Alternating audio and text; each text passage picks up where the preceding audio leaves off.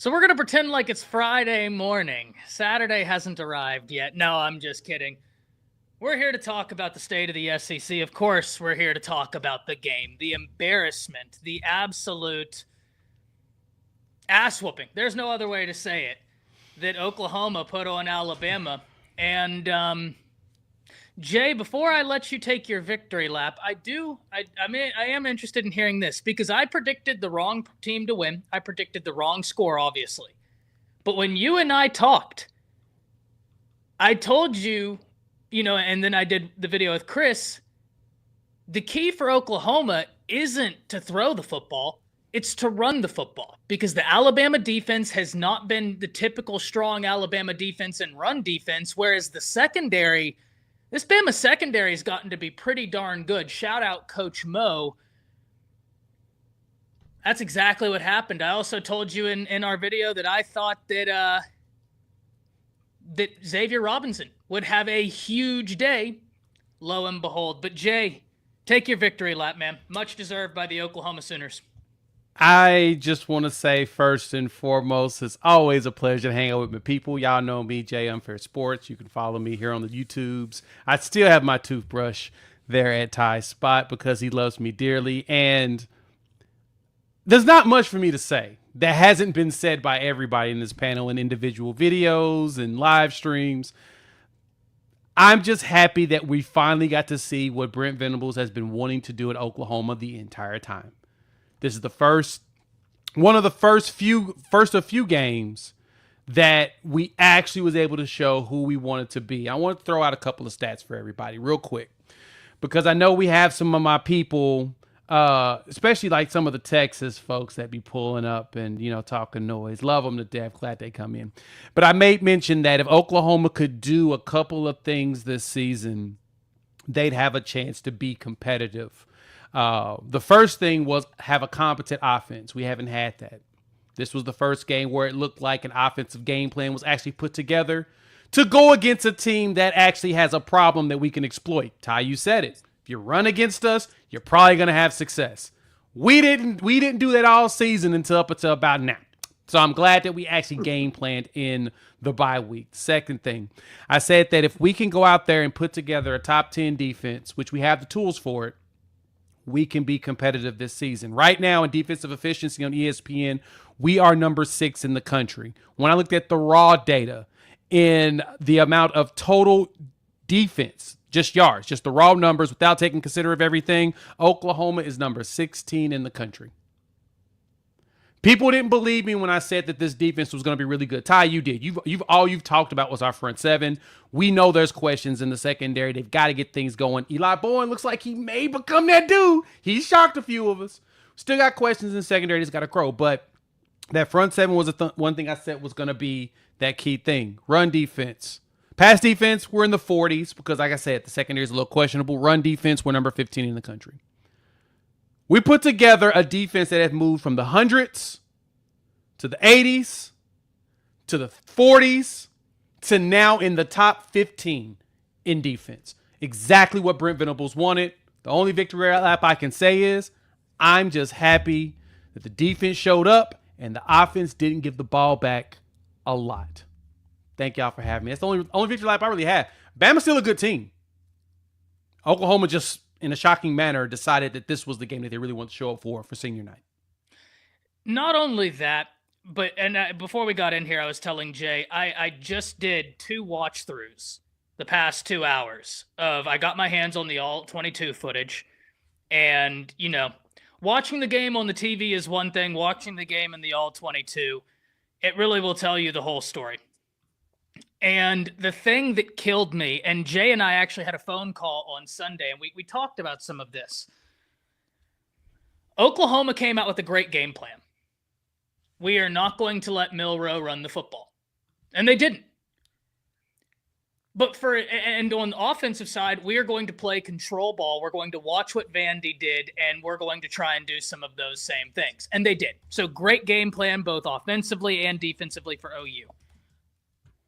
But let's flip the script. Let's look at Alabama. For Alabama's offense, there were a lot of RPOs called. Mm-hmm. Bama running backs averaged what? Just over 5 yards a carry in this game? Yeah. Milroe decided to keep it time after time after time. And gentlemen, this has been a problem. This is something that college football nerds talked about, Cole Kublik talked about, AJ McCarron talked about, that there have been times this season where if you give the ball to the running backs, you're looking at a positive gain. And instead, he keeps it for no gain, negative gain, all of the above, right? All of the above.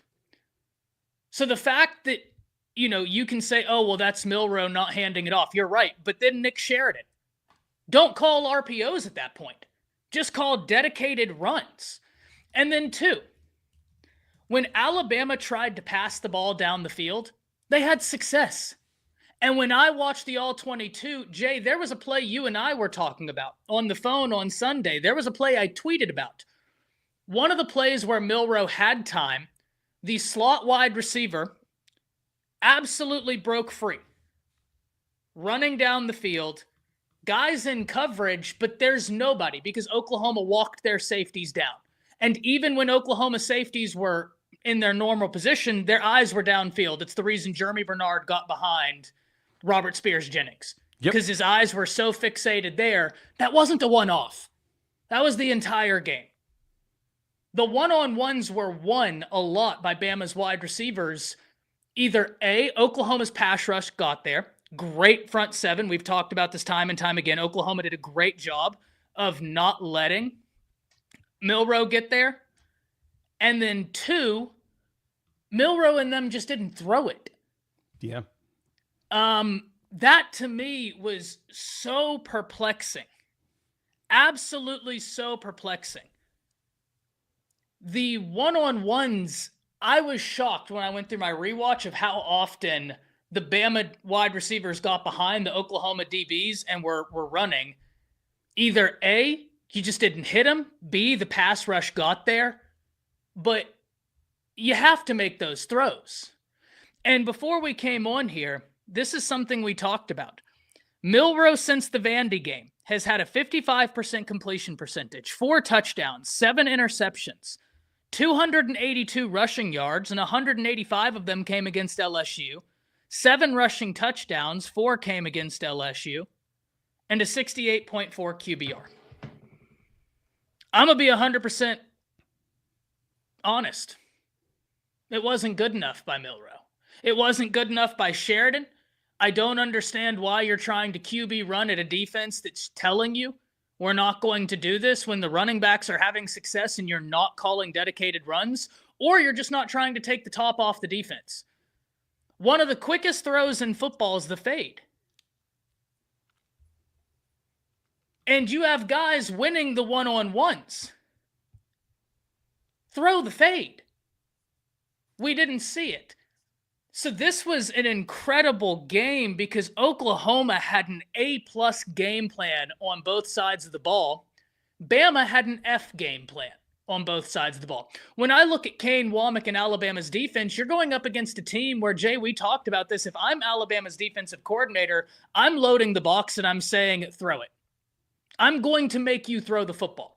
If you beat me throwing the football, you beat me throwing the football. It is what it is. You know what's funny that you say that? Go ahead. It's funny you say that. I had to interrupt you on that because I wanted to point this out because you are exactly right.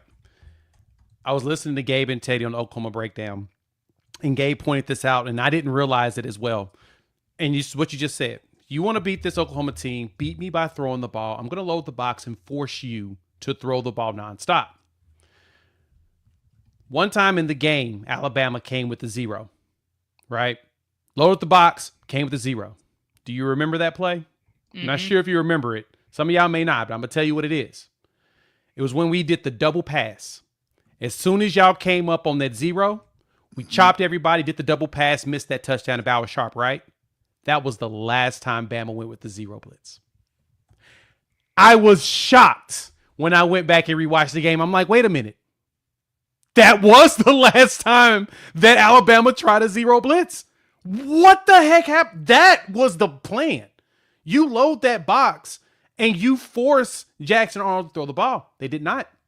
And the one thing I am very proud of this offense and the offensive coordinators of Joe John Finley and Kevin Johns for doing in this one is something that I would not have expected from the last OC or even the last few OCs that we've dealt with.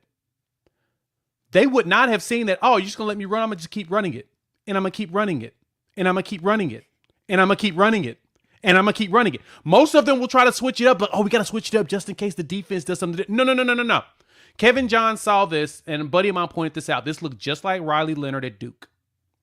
This is the exact game plan that he ran with Riley Leonard when he was at Duke, when Riley was running the ball all over the place. Now, there was passing concepts added in there, but for the most part, and Jackson Arnold he threw 11 times, kind of. But for the most part, that's all he kept running, the GT counters. He kept running the tight end across to get blocks, and he kept just running the ball and told Jackson, if you don't see it within the first two looks, just tuck and find the hole and go. That was the plan. And so, as you mentioned it, Ty, there was no loading the box after that one chop. After that double pass, it was like, don't do it again because we don't know if they're going to try chicory again because we know they can't throw the ball. I was baffled when I went back and rewatched it and saw that, no, Bama didn't do it again. Well, that was crazy to me. To your point, Jay, you want to know what they did that was even more frustrating? You have a team that you have to like your matchups on the outside if you're Bama, right? Like, don't get me wrong. OU still has some talented guys. They're inexperienced, but you now have a secondary that has grown up in the fire. Agreed. Why are we running a three-man front? And there are times where the bandit is outside the tackle, the wolf is outside the tackle, and there's the one nose tackle. Oh, you would run it right up the middle. And wouldn't you know it, their guard would get to the linebacker and you'd have a 5, 6, 7-yard run. Running a three-man front is the exact same thing that happened against Vandy, where I came on here and I said, I don't understand this scheme. And people were like, oh, you're saying the 4-2-5 doesn't work, but that's not true. I'm not saying the 4-2-5 doesn't work. Saban ran a lot of it. But you tell me the common sense with running a three-man front against a team that's running it down your throat, I'm going to show you an L. And guess what? I got 2 for you. Ty, this coaching staff is failing these players. Let's just call it a spade a spade. These coaches are failing these players. I was on Coach Sean's live stream and I said 70% of this loss is on the players and 30% on 70% of the losses on the coaches and 30% on the players for the lack of execution. Like you just pointed out a whole bunch of times. I rewatched maybe the first quarter and I just turned it off when I watched the all 22 version of the first quarter because I said if I was going to throw 4 quarters of this, I was going to throw my laptop out my window. I had 2 cigars while watching it, so yes. To make you, I had. Yeah, I'm not a drinker, but I would have started. I would have gone right. I got drinks. Shady Mile, ladies and gentlemen. I got drinks. For this. I ain't a drinker, but I got drinks. Let's just say that, man. I just this coaching staff is failing these players. Yeah, the amount of times we were in a 3-man front was just absolutely ridiculous. Offensively, for the most part, with Nick Sheridan, a crap ton of RPOs, a crap ton of quarterback design runs, counter leads. When they're stacking 7, 8, 9 in the box, they're playing a lot of. You know what, Brent Venables? What game reminded me so much of what Venables did to a mobile scrambling quarterback who Brent Venables clearly didn't believe that Jalen Milroe could beat them with his arm. This sure reminded me of that national championship with Jalen Hurts. That a lot of people they want to blame the Bama defense for that loss, but they don't want to blame Jalen Hurts for the 131 yards that he had for the game, the 57 yards he had for 3.5 quarters, because Brent Venables after halftime decided, okay, Bo Scarborough's out. They have no other running threat besides Jalen Hurts. Let's just stack the box. Get 7, 8 guys in there. Let's bring the safeties down. Let's see if Jalen Hurts can beat us because our outside corners are really good. We can lock up really. Who else can beat us? Let's just see what they have. And for the majority of that half, Clemson absolutely mauled Alabama. Yes, we had a couple plays. Yes, we had a couple of really good design plays. With Steve Sarkisian freeing up O.J. Howard down the sideline. And then, of course, Jalen Hurts, when I think Clemson sent out almost an all-out blitz, Jalen Hurts was able to escape and run for a touchdown. But in terms of throwing the football, oh no, it was over. Throwing the football, QB design runs, it was a wrap. Brent Venables implemented the same game plan defensively that he did in the national championship game from 2016 to this football game, and we had no sort of adjustments.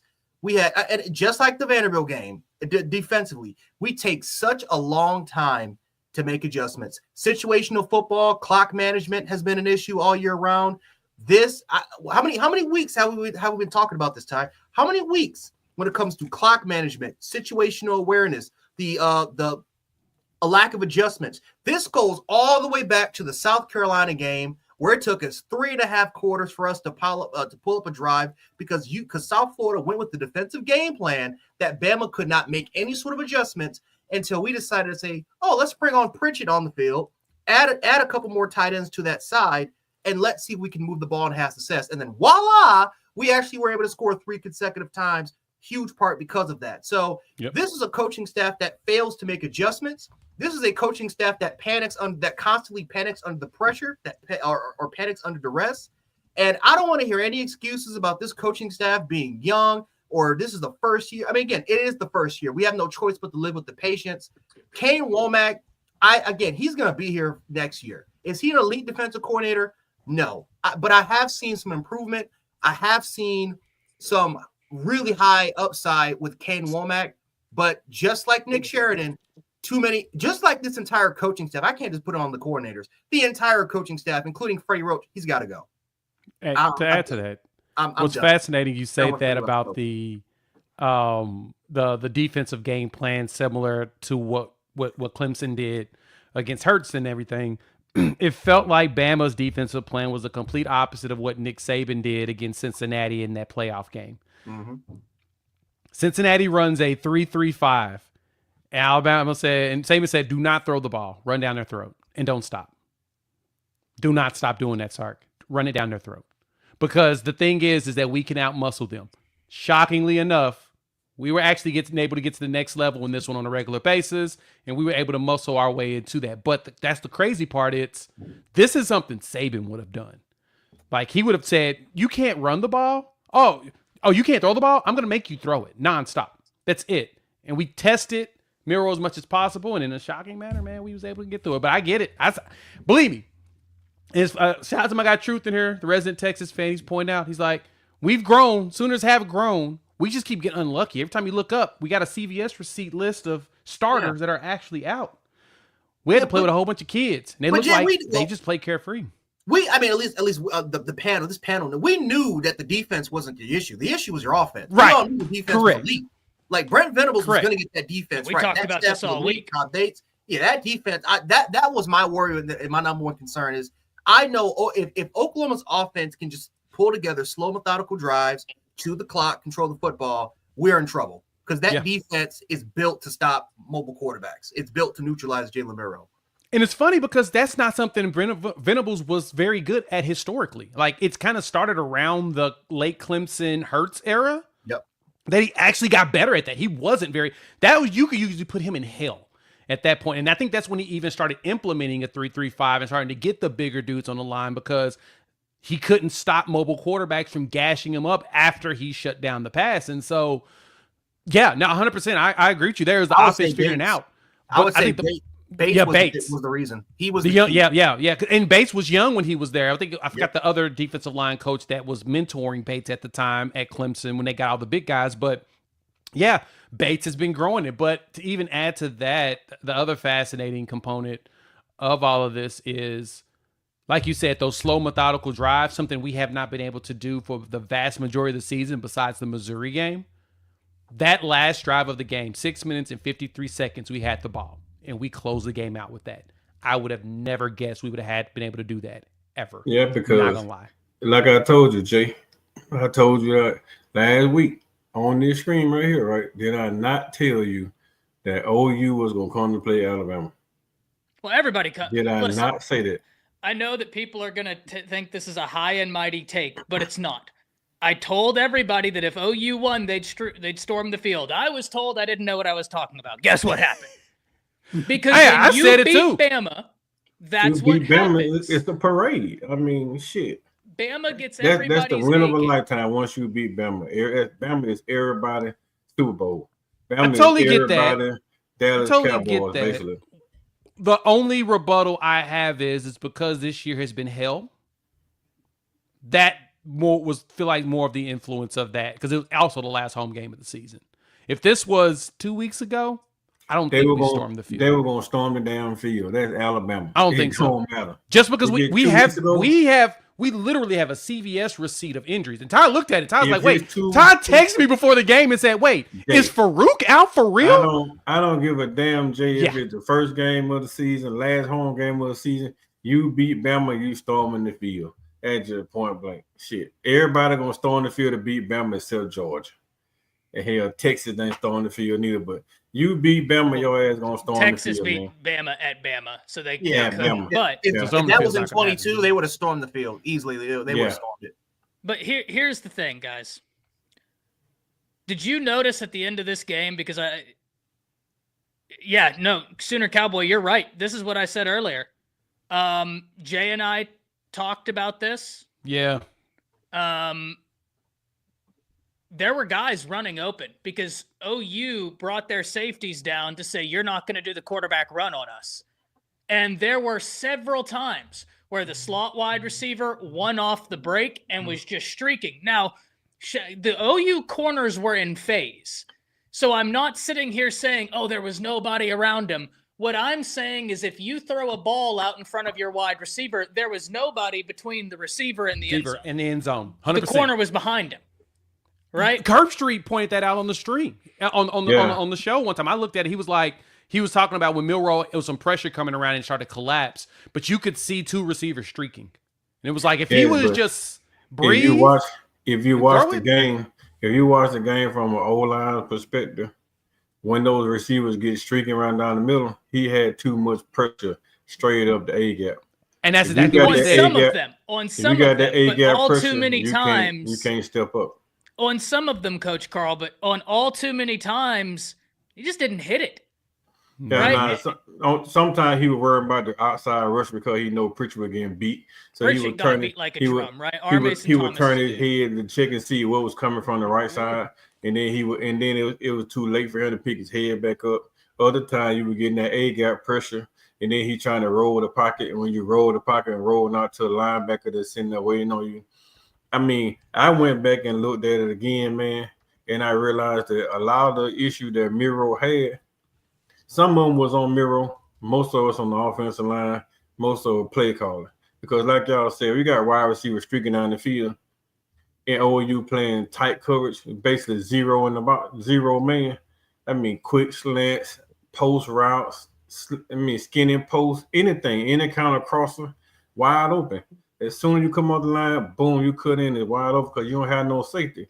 And they never called a play. They never checked in the play that would be successful for a quarterback, for an offense. They never put them in predicament where they'd be successful.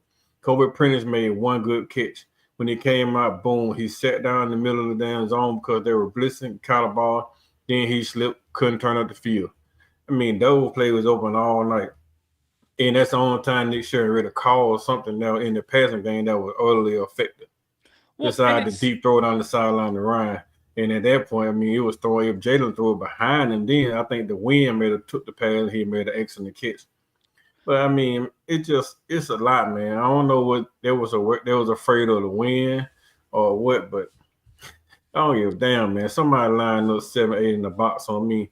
I don't give a damn if the wind blowing 100 miles per hour. I'm throwing that sucker. I guess. And y'all got the receivers to let them go do one-on-ones. Let them fight for it. Let them battle it out. You got the guys that can fit the ball. Yeah, we got the receiver fit the ball. So shit.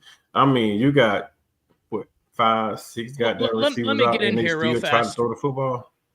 Because Jesse, listen, great win by OU, but Arnold had less than 70 yards throwing. So he didn't and they still dice had up. that 300-yard offense, right? He didn't dice up Bama's defense. They ran the ball very well. But yeah, we were smart about it. We realized that if they're not going to do anything to fill the box to stop us from running, why stop running? if you're gonna run a 3-3-5 on the offensive line like Oklahoma has, a physical O line like Oklahoma has, that shit you deserve to get your ass beat. I mean, that's just honest. You run a 3-3-5 on a physical offensive line, a 3-man freaking front, and you did it for the majority of the game. And I don't understand why we just could not run 4 to 5 man looks. I don't get it. I don't understand. I can get the 4-2, the 3-4, 4-4, but a 3-3. 3-3-5. I'll take a 46. Run something. I want to pass it to Piano Man and Coach Sean, but I want to say one more thing. Like Arnold was 9 of 11, so he was plus on completion percentage, but he had under 70 yards. So Jesse, once again, you can't in good conscience say he diced up the defense going under 70. Bama's game plan made no sense. Load the box and make him throw it. Like, that's the recipe right there. Make the young receivers figure out their routes. That's what you're supposed to do. Make him throw the ball 30 times. If you beat me throwing the ball 30 times in the game, then I deserve to lose. At that point, you stopping the clock. In completion, you stopping the clock.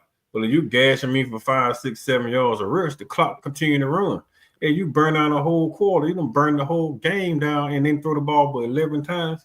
Come on, man. Jesse, you don't know football. I hate to be the one to say it, bro, but if you run the ball that much, you just run the clock out. If you make somebody pass, there's no way Jackson Arnold can go down 90% completion rate and for a whole game. There's no way.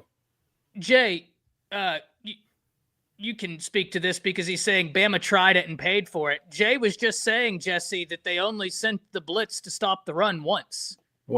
So, and that's when we did the respectfully, the fake, you're like that's when we did the double pass. And from just there, not accurate. It felt like the defense was like, no, we're not going to double. We're not going to go zero because there's a chance they're going to do trickery because we have struggled with the pass overall. So they were watching out for the trickery when it didn't make sense to look out for the trickery. We're literally running it nonstop. So at some point you need to adjust yourself and stop the run.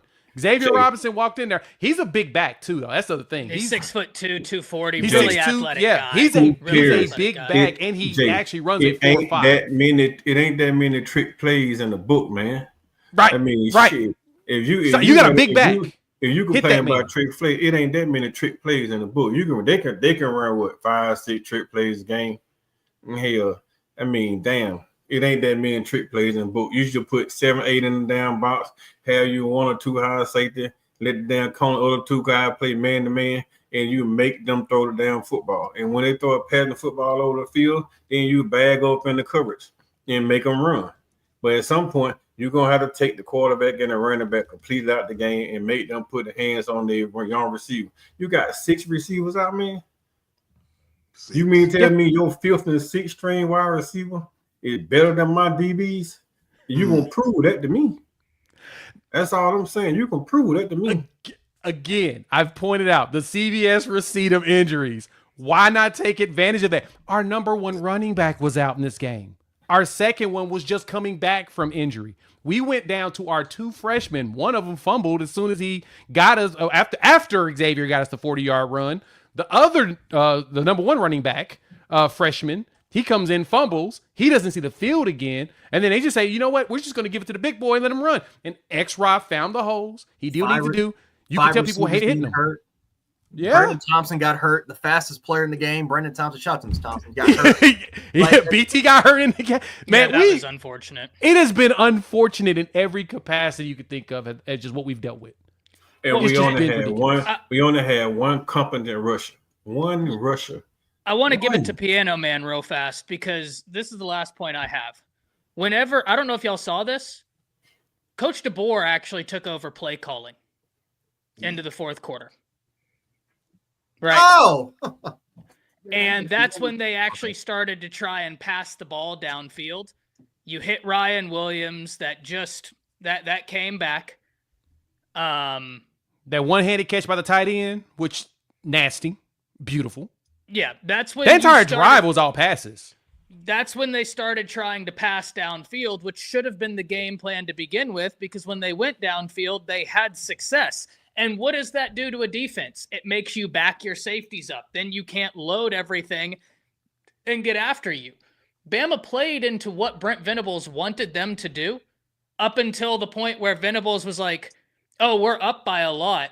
We're just going to send it, full send every time. And it was a beautiful game plan by OU, which is why I'm saying, Jesse, I get what you're saying, but even Jay's sitting here saying, okay, Jackson Arnold might be running it. I'm going to make him beat us passing. Like, that's just going to be the thing. I don't care if he hit a wide receiver. A quarterback is going to complete a pass. Can you do it for 4 quarters? And that's the issue. He's turnover prone, Ty. Well, he hasn't been he hasn't been throwing interceptions the last 3 games. It's been a while since he's thrown an interception because he fumbles. He's fumbled. He had to. All those quick passing game and that power run game they've been employing the last 3 games. He didn't have to fit balls in tight windows. Nope. If you shut down the run, he had to throw the ball in tight windows. Yep. That's it. I mean, you play press man coverage. Piano Man, give me your thoughts. I'm not going to pull my bag out because I think my bag is tired of me. But I was listening to everything that was being said, and I agree with everything. But I think that one of my problems, which are many right here, is we gave Oklahoma confidence from the word go that they could play with us, or however you want to term that.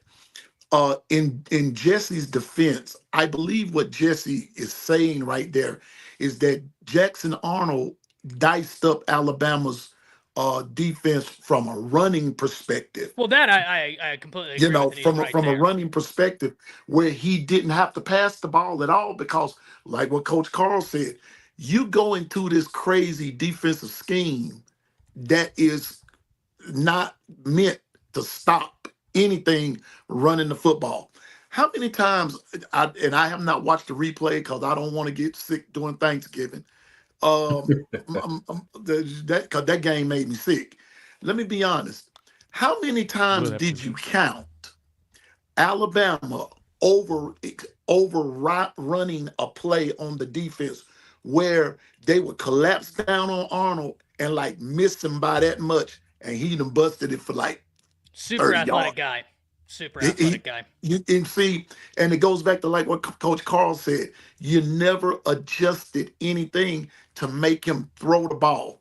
The moment that he would have gotten, if it were me, the moment that he would have gotten his first long run, I would have switched defenses right then and there, because I would have seen what the scheme was. It's like what Jay said. The CVS, the Kmart, the Walmart list of injuries. It played in Alabama's favor, and you didn't take advantage of it. If they're saying you can't really throw it like that, you have, like Coach Carl said again, you have to make them throw it. But what did we do? We played into their hands. And then Brent Venables, with his genius self, said, I know what to do defensively to counter everything. And he ran that to perfection. Rattled Milroe, made him doubt himself, made him make some stupid mistakes, and the rest is history. And that's why Alabama couldn't put but 3 points on the board. That's the real reason why. It's because of a thinker versus someone who think that they could do something that worked against LSU, thinking that this was an LSU type defense. Common sense should have told you, you're not playing LSU this week. Because like what Coach Sean said Saturday night, LSU's defense is trash. It's garbage. That's why Jalen Milroe can run up and down the field. If a team is telling you from the jump street, you're not going to beat us with your legs, and they're bringing it 6-7 in the box, when will the light go off and say, oh, I think I better pass it? Short, quick, long, whatever. Number 2, we said this earlier before we came on. Whatever happened to running the football the old-fashioned way, north and south? I said on Twitter earlier today, I counted a few times Jalen Milroe himself, first down right there. All he had to do was run north and south. What did he decide to do? Cut it east and west. Newsflash, fella, those linebackers from OU are just as fast as you are, and they proved it. And he ended up losing yardage. So my takeaway is you didn't play smart football. That's my take. Let me ask you a question, Piano Man. If me and you playing in high school, and I run a 3-man front, or 3-3-5 against you in high school, and you got a dual threat quarterback and 2 young bruising backs, are you gonna throw the football when I'm playing pass on you when you run the ball? The first 4 plays that they ran all night was run plays with the quarterback. The first 4. They ran the quarterback. At that point, I'm knowing in my brain as a defensive coordinator, shit, they ain't planning on throwing the ball tonight. Because all you're doing is dropping back and doing quarterback draw. You ain't passing the ball. Hell, I already know you got 6 wide receivers out, unless they thinking that they had 6 running backs out. Maybe the scout report was wrong. What you think, Piano Man? Was the scout report wrong? Somebody was wrong. Somebody was wrong. Somebody was blind at the same time. I'm being honest with you. Because me personally, you got Jam Miller, Justice Haynes back there, Richard Young, and all these other running backs. I would have thrown so many running backs at them until they would have said, Roberto Duran, no Moss. I would have made them give up. I'm just saying, man, it was too much in Alabama's favor that they did not take advantage of. No, taking advantage of the fact that Oklahoma had, and let me say this, and Coach Jay, you did not bring this up. Oklahoma had injuries on both sides of the ball, not just those 6 on the offense. They had defensive personnel that was out before the game, and there were cats getting hurt during the game. We lost 2. You couldn't take advantage of that. You wasn't just misread the scouting report. You just, man, you forgive me, y'all. Somebody had constipation of the brain. The saving grace for us too with that is though the injuries we had mainly in the game was at the edge spot, and we luckily have a few senior older players that can be able to play, so they were able to show up. But no, you're right. Losing Kendall Dolby in the slot. Ty loves Kendall. We talk about him all the time. Unbelievable football player. At 5'11", at his size, he plays way bigger than he does, and we've lost him for a bit. Then Gentry Williams, who is our best corner, dude's a monster. He has been gone all year. Then you bring in the freshman Eli Bowen, which everybody picks at him because he's about 5'9", 5'10", but he plays a hell of a lot bigger than what he is. He can ball, and he's a younger brother of Peyton, so it's crazy. But yeah, it sucks. And Coach Sean's a running back. Right. And Coach, let me tell you something else. And those guys, and this is where I have to tip my hat to Oklahoma, man. Salute to y'all, man. They put it all on the line. Alabama plays so lackadaisical, and I've said it before, and Coach Sean has heard me say this. When you go in half speed, that's how you get hurt. You get, Coach am I right, Coach Carl? When you play half speed, you get your block knocked off. Yeah. And that's what was happening with Alabama there for a minute. Folks were getting nicked up because they were just half doing stuff. Man, Piano Man, Oklahoma played like they had warrants for Alabama players' arrest. Yeah, yes. they played a great game. Now, Jay, I got to ask you a question, right? Because some of the OU fans are not happy with me right now, right? Is a 3-man front against a team that's running the football, is that smart or not? Oh, that's not smart at all. We've talked about that. Did Oklahoma had success running the football, right, Jay? Nonstop.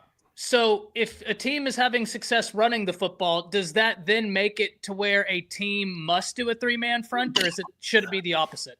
Opposite. Because apparently running the football dictates that you have a 3-man front. That's just not true. No, you should have a 4 or 5-man front. That's just not 7 true. 8 in the box. Fellas, we got to call it the way it is, man. Bama's coaching staff is average. It's well, not. OU's did an incredible job. That's why I said OU coaches deserve an A+ effort. The players deserve A+. Right, they don't have an offensive coordinator. But they formulated a game plan that Alabama couldn't stop. I agree with you. That's true. How pathetic. That's how pathetic this. I'm sorry. We have seen 6 games. We've had a 6-game sample size of this coaching staff fumbling under pressure. They can't handle duress situations. Clock management has been a mess, and lack of adjustments through the entire game. It's too slow. Including what did you think Oklahoma was going to do this game? What did you think they were going to do in this game? They had 5 dudes out, including Brennan Thompson. Did you think that Jackson Darnold was going to go out there and become what's his name, Dylan Gabriel and Caleb Williams, and they were going to have a Lincoln Riley offense and throw the football all day? Did you think that? Well, again, this is a 6-game evidence where your defensive coordinator or your offensive coordinator has shit the bed. Freddie Roach. I need him gone. If there's one coach I want out, he's got to go. Get him out of here. You had an emergency offensive line coach because Ryan Grubb was supposed to coach that side of the ball. It was an emergency situation. He panicked because he went to Seattle. So you decided to promote a tight ends coach in Nick Sheridan because he was the only person familiar with the type of offense that you want to run. He has been terrible for 7 games. This type of stuff against Oklahoma, I wasn't shocked. I wasn't crying. My blood pressure wasn't up because we've had a 7-game sample size of this dude, failing the personnel that's on this field. This coaching staff, it's too young. Again, it's too young, so a lot of these guys will be back. But some of these dudes have to go. They have to. We have an average coaching staff, and until these dudes either get better or they leave, we are not winning it or competing for a national championship. We're just not. How do you look at the game yesterday, the product that you have seen, the 7 games that we have seen, and sit up here and say, oh, Alabama will be fine. They'll be fine within the next 2-3 years as long as we get better talent. The talent's already there, and we don't know how to utilize it. Not wrong. You're not wrong. Coach Sean, I want to get you in here because JT Rhodes saying if Bama is running it, well, they haven't ran a 3-man front except for primarily at that percentage 2 games this year against 2 run-heavy teams. But earlier, Rhodes was saying nobody in here knew enough about defense. Luckily, we do have a college football player on the panel. Coach Sean, talk to us, because Man, listen, man. I've read everybody's tweets all day and everybody ranting and going crazy. It's not as complicated as everybody acting. It's really not as complicated. You whooped our ass. It's that simple. Listen, man, I got respect for Coach DeBoer. But at the end of the day, man, we act like Brent Venables is chopped liver. Remember, man, this is college football, not the NFL, to where it's your job and you from 8 in the morning to 6 in the evening, that's all you do is football. You get a select few amount of hours in college football. So when somebody has an extra week of preparation, that is a big deal, man. Right? Brent Venables is not chopped. This is Brent Venables. Did you not think he was going to take away what you do best? Right? So I said this on my channel. So for Coach Sheridan to not, I understand you got to try it a few times to see how they're going to play you, to see if their eyes are bad, just like LSU, to see if their leverage is bad, just like LSU. And it wasn't. They stuffed you, right? And they was physical when they were doing it. The thing that I got upset about is there was no adjustment after Oklahoma had a lot of success, taking away what you like to do best. They didn't adjust at all. They just kept trying. You kept beating your head against the wall. And it was amazing to watch. The bottom line, guys, is Coach DeBoer and his staff got outcoached. They got outcoached. And I personally, when you see somebody with lazy habits like we did in that game, I feel you took advantage. You overthought. You thought that, oh, we'll adjust. We'll just do this, that, and the third, and it'll be okay. And the reason what you overlooked Oklahoma, I really believe that in my mind. I feel like you didn't take these guys as serious as you should have. I really believe your film study fooled you, right? I really think you put too much thought on the defensive side of the ball. Well, we'll stop them. We'll get the ball back. We'll eventually score. No, these guys were physical. I know we all have said this, but if you think I'm lying, go back and look no further than Friday morning, the day before the game. I was at my job talking to Ty, and we both said this is a game where if you're not careful, you better take it serious because this is still Oklahoma. Give a damn what their records say. This is a proud university, bro. They just like us. Losing games is not what they do, right? And when they do lose, they pissed about it. So if you don't think Brent Venables with a week off was going to have his team, Alabama commands your attention. They command your attention. So if you think going out there with a quarterback counter read 6, 7, 8, 9, 10 times that didn't work either time was going to work, you're fooling yourself. They got out coached. When they did run man, we had no man beaters whatsoever. We allowed them to pull their safeties down. We had nothing to answer for that. All that we did was quarterback counter read, quarterback counter read. And listen to this. I said this on my video, and I think people don't really understand what I'm saying. Jace McClellan at this time last year had 180 carries at the end of the season. Combined, our running backs don't have that this year. You have completely abandoned your running game. Every coach, I coached offense for years. Every coach at time of panic resort back to what they know best. Everybody has a comfort zone. Every coach has this. Sark has it. Every coach, whatever side of the ball they started on, has a comfort zone, what they resort back to when things go bad, right? Kalen DeBoer and running the ball and being physical, that's just not their forte, man. It's just not. This is the 12th game, so please miss me with that. Oh, it'll get better. All we got to do is, man, this is the 12th game we going into. Who you are is who you are at this point. I'm sorry. We have not been a physical football team all season long. You should have lost to South Carolina, if you want the truth. You should have. If it wasn't for some ridiculous heroics by Damani Jackson, you should have lost to them, right? They were more physical than you. Well, look what we did to Georgia. No, you only did well against Georgia because they had no film for you. All they had was Washington film, which we don't even run that offense right now. So Kirby had no film on Kalen DeBoer. None. So he out there winging it pretty much the whole first half. When Kirby goes back in, he makes the adjustments. He defends the edges and be physical up front. What had happened the whole second half? You got your asses whipped, right? And if they had played like that from the beginning, we lost that game too. The bottom line is this team has done this all season. All season. Sure, we have great. There's times when they look great. But the LSU game, I didn't say a lot about it, but it didn't fool me, man. LSU is not very good in the 7-man box. Jalen Milroe is not going to have 17, 18 carries and run for 185 yards on everybody. Every team in the playoff from Damn sure not this team. Not right. OU. Every team from this point forward, if you get into the playoff by some stars and moon align, has the they don't potential. deserve to be in the playoffs. Yep. I don't care Exactly. if everybody loses. Bama You does play not Notre deserve Dame, to be you there. lose. You play Penn State, you lose. You play Ohio State, you lose. I'll even say this: A&M, Ole Miss, Tennessee again.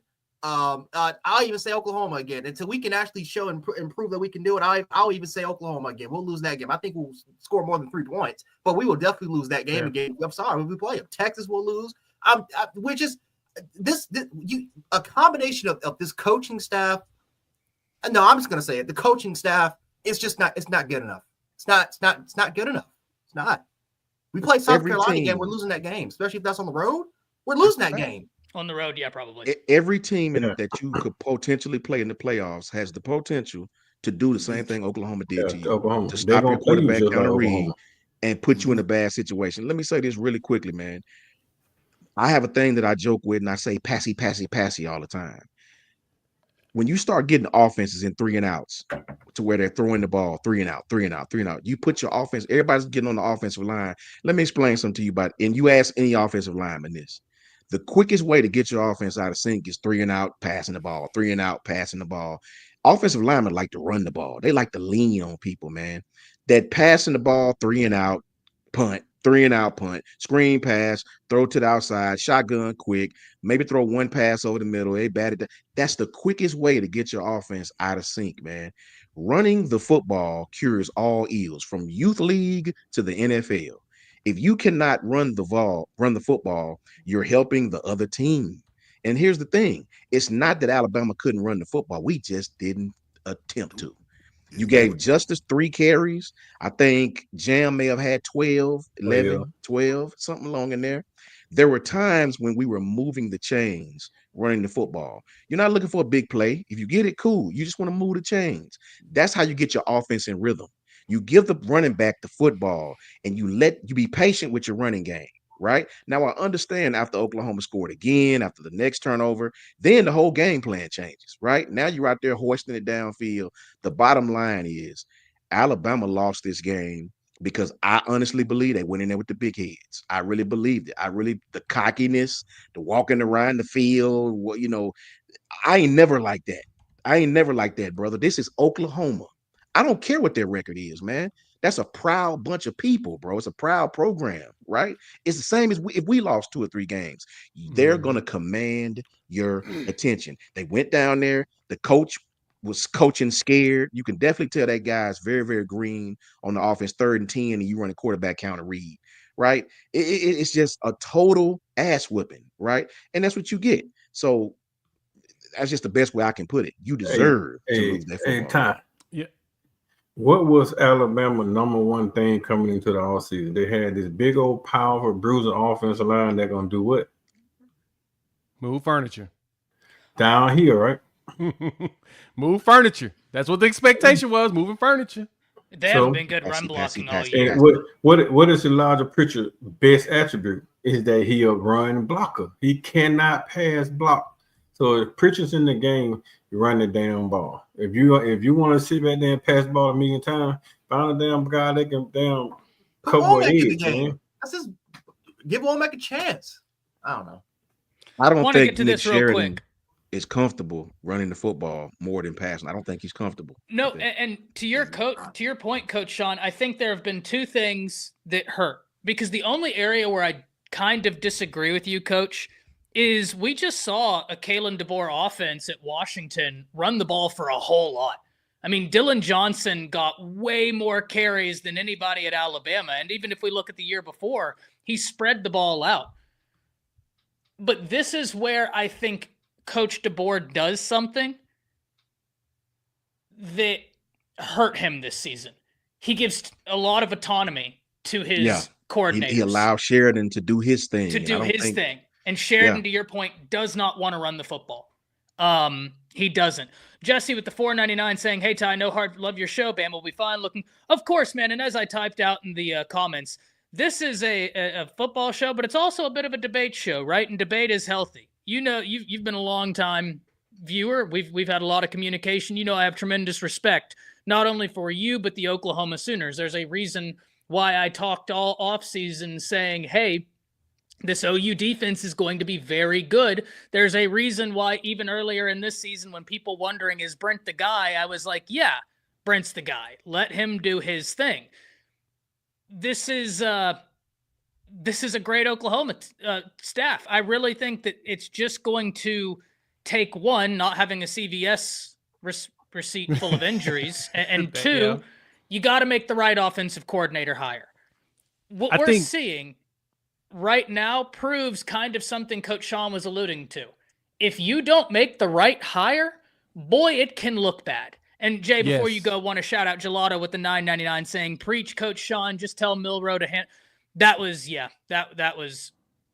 And the ball off. I don't get it. And that was my whole thing. Me and you, Ty, we talked about this a lot in the offseason. I talked about us coming into the year. That was my expectation with a young quarterback was the line's still going to be young as well. We both had questions and concerns around the line, mainly questions. And as long as they were healthy and you had your veteran wide receivers, they would bail Jackson, but he was not going to put up the numbers that Dylan Gabriel did. But he was going to put up some numbers, but nothing like that. But then when you lose every safety net possible, that's when, you start to see the year fall apart. Coach Sean, you're right. Proud program. That's the one thing I think I was the most proud about in this game for us. The dominance of the game, awesome. Of course, we lose our mind on that. The fact that we were 5-5 and have been struggling so much mightily where we didn't really have a competent offense to complement this defense. The defense was living on the field. Most games the ratio was a good 40 minutes to 20 almost felt like it, right? It was at least 35-25. We weren't always playing defense. This team found a way to say, look, we're gonna complement each other and we're gonna work our butts off for this coaching staff. Most cultures, team would have fell apart by now and everybody had been done, but like, nope, it's not gonna work because this is the second year where we've gotten to that 5-loss threshold. And in the 3 years that Venables has been here, most of these kids would have quit. Most kids would have quit in other places. That's what I'm the most proud of. They showed up, they showed out and said, we care. We're gonna figure out how to get these seniors out with something nice and try to get them to a bowl game. I'm honestly surprised it was this game. I thought it was gonna be LSU because LSU's been questionable. But I'm just proud that they went out there and did the thing we talk about these offensive line needs to do: moving furniture, get that show that you care. We played with effort and care. That sold me even more on Brent Venables long term. Is that okay? Things are falling apart, but these dudes did not just quit. They said, "Nah, we're gonna figure it out. We're gonna make it work. We're gonna make it work." And hopefully, if we can finish this year 8-5. Whew. Hey, Coach J. Whew. Let me tell you, it's 2 coaches this week that saved their job: Brett Venables and who else? Bill Napier. Bill Napier. There you go. Their kids saved their jobs, just point blank. So even like I said, Bama came to town. Those boys played for their coach. You can't take that from them. They played for their coach. Their coaches made all the right adjustment. Our coach staff did not. Yeah, we took the L. At least we didn't get beat 55-3 because it could have been worse. If the defense hadn't made certain stops, man, it would have been uglier. I'm not gonna lie, it should have been 31-10. Yeah, I mean that should have been the score. Because it could have been worse though, Ty. Sharp shouldn't have dropped the touchdown in the end zone. That was an easy 6 for Oklahoma, giving them plus the extra 31. And then the flea flicker. Pass. That was the Sharp one. But that was a sharp drop. Yeah. But then the Ryan Williams callback, that should have never been called back. And I'm not saying that to say anything would have changed. Bama was getting whooped. It wouldn't have changed a thing. Would not have changed a thing. But the score probably should have been 31-10, if we're being honest. Agreed. And you still got to think about the 2 overthrows that he had down the middle by half a yard that they missed. So it could have been worse, man. We came out lucky that it wasn't worse. We missed plays. The offense missed a lot of reads. The offensive line didn't do what they're supposed to be doing, which is firing off the ball. When you get a chance to run the ball, you still gonna have to fire the ball. So it's just a lot of stuff, man. The Bama has to clean up. I'm not gonna kill the coaching staff 1,000%. I will agree with Coach Jantz, man. I love Freddie Roach as a recruiter, but Freddie Roach can't call no defensive line subs, man. We got to get a D-line coach, man. I was praying like hell that we got Bo Davis, but it seems like we're not going to get Bo Davis, so we're going to have to go to the NFL and find us a top-flight defensive line, man. Go get somebody out of Pittsburgh or something, man. They got a defensive line coach or analyst out of Pittsburgh, somebody that know how to damn run a defensive line sub, and then get us a linebackers coach, man. Somebody who don't mind blitzing shit. Send the goddamn linebackers, man. We just got to figure something out on defense, man, to help our offense out, man, because a lot of times if Nick Sherman calling plays, we're going to be in this situation again for the rest of the I would send a bag for Bobby Babbage. I would send a bag. I understand, again, he's the Buffalo Bills defensive coordinator. I don't know if you guys don't know the history of Bobby Babbage. This dude was a defensive backs coach where he coached Micah Hyde, Jordan Poyer, Tre'Davious White, made them all 3 of them to all pros, then moved down to linebacker, Matt Milano, Tremaine Edmonds, and now Terrell Bernard, 2 all pros. And now he's the first-year defensive coordinator under Sean McDermott. Everyone knows Sean McDermott is a defensive guru. Bobby Babbage is 34. He's making, I think, $1 million right now. He's like one of the youngest, cheapest defensive coordinators. Listen, Kalen DeBoer actually knows Babbage. They have a relationship with each other. They've been at a few coaching clinics. There's ties with Ryan Grubb to Babbage, which all 3 of them actually have a relationship with each other. Babbage actually came close in 2021. He was actually about to go to he was about to follow the board to Washington. He was going to go, but Sean McDermott promised him that because Leslie Frazier, because the reason why Leslie Frazier left, and again, he didn't retire, he just said he was going to take a break, was because Sean McDermott promised Babbage he was going to be the next defensive coordinator after the 22 season. So Babbage would have followed. He would have followed the board. The board was trying to get him to Washington the entire time. Didn't end up working out. I am sending a bag for Babbage. I don't care. I would make him immediately the highest paid defensive coordinator, because regardless, you can make him a defensive backs coach, a linebackers coach, or if you just want to make him purely the defensive coordinator, which he will, that is fine. Don't care. 34 years of age, probably one of the best defensive minds in football right now, and a guy that comes from that, and a guy that DeBoer has a personal, close relationship with. I'm sending a bag after Babbage. I'll donate $9.99 a day, please. I'll send him my page. I'll start doing those Sarah McLachlan commercials. Have you or a loved one noticed a need for a defensive line coach? Yep. Donate right here. Hey, Ty, let's do a GoFundMe. GoFundMe for Alabama defensive line coach. Greg Roman, you're getting older, man. It's time for you to go to college. Like leave the Chargers. I know you fixed that running game up for them. We need you, man. We need you to fix the offensive line. You're not appreciated in LA. You're not selling out the stadiums. Like, come down to Tuscaloosa, man. Please. We got to get somebody that can add some physicality with this football team, man. Let's get, please. Listen, Scott Cochran, whenever you want to come back, come on down. Come on down. Right? I just Scott Cochran would be a dude. Now, JB, you're 100% right, man. You're 100% right. The Texas defensive line coach, because we were talking about defensive line coaches, he deserves his flowers, and a lot of them. Kenny Baker's done a great job. They were looking at Freddie Roach, and they ended up getting the other guy, and that was... 41. Okay, I'm sorry. That was 100% the right move. Freddie Roach can recruit. Freddie Roach can recruit his tail off. But I just don't know if defensive line is the spot for him. Maybe linebacker, but I just don't know. Thank you, Toffer. I thought he was younger. He looks younger. Oh, well. Don't matter. Oh, Lynn, listen. I'm in complete agreement with you. Lynn says, I'm going to see if my collective can be put toward Bo Davis, but I disagree with most of the coaches. I think Womack has to go. His answers in play calling were terrible. 100% they were. 100% they were terrible. And Eric, sure, Alabama is one of those teams that will get you in a room. Right? We've talked about this before. Jay, you and I talked about this before. That there are maybe 10 to 12 teams out there that the logo will get you in a room. Yep. But it's not like it was pre-NIL and pre-portal where the logo might get you a win. Now the logo just gets you into a room. There's a lot that happens then after where you can win or lose. Mm-hmm.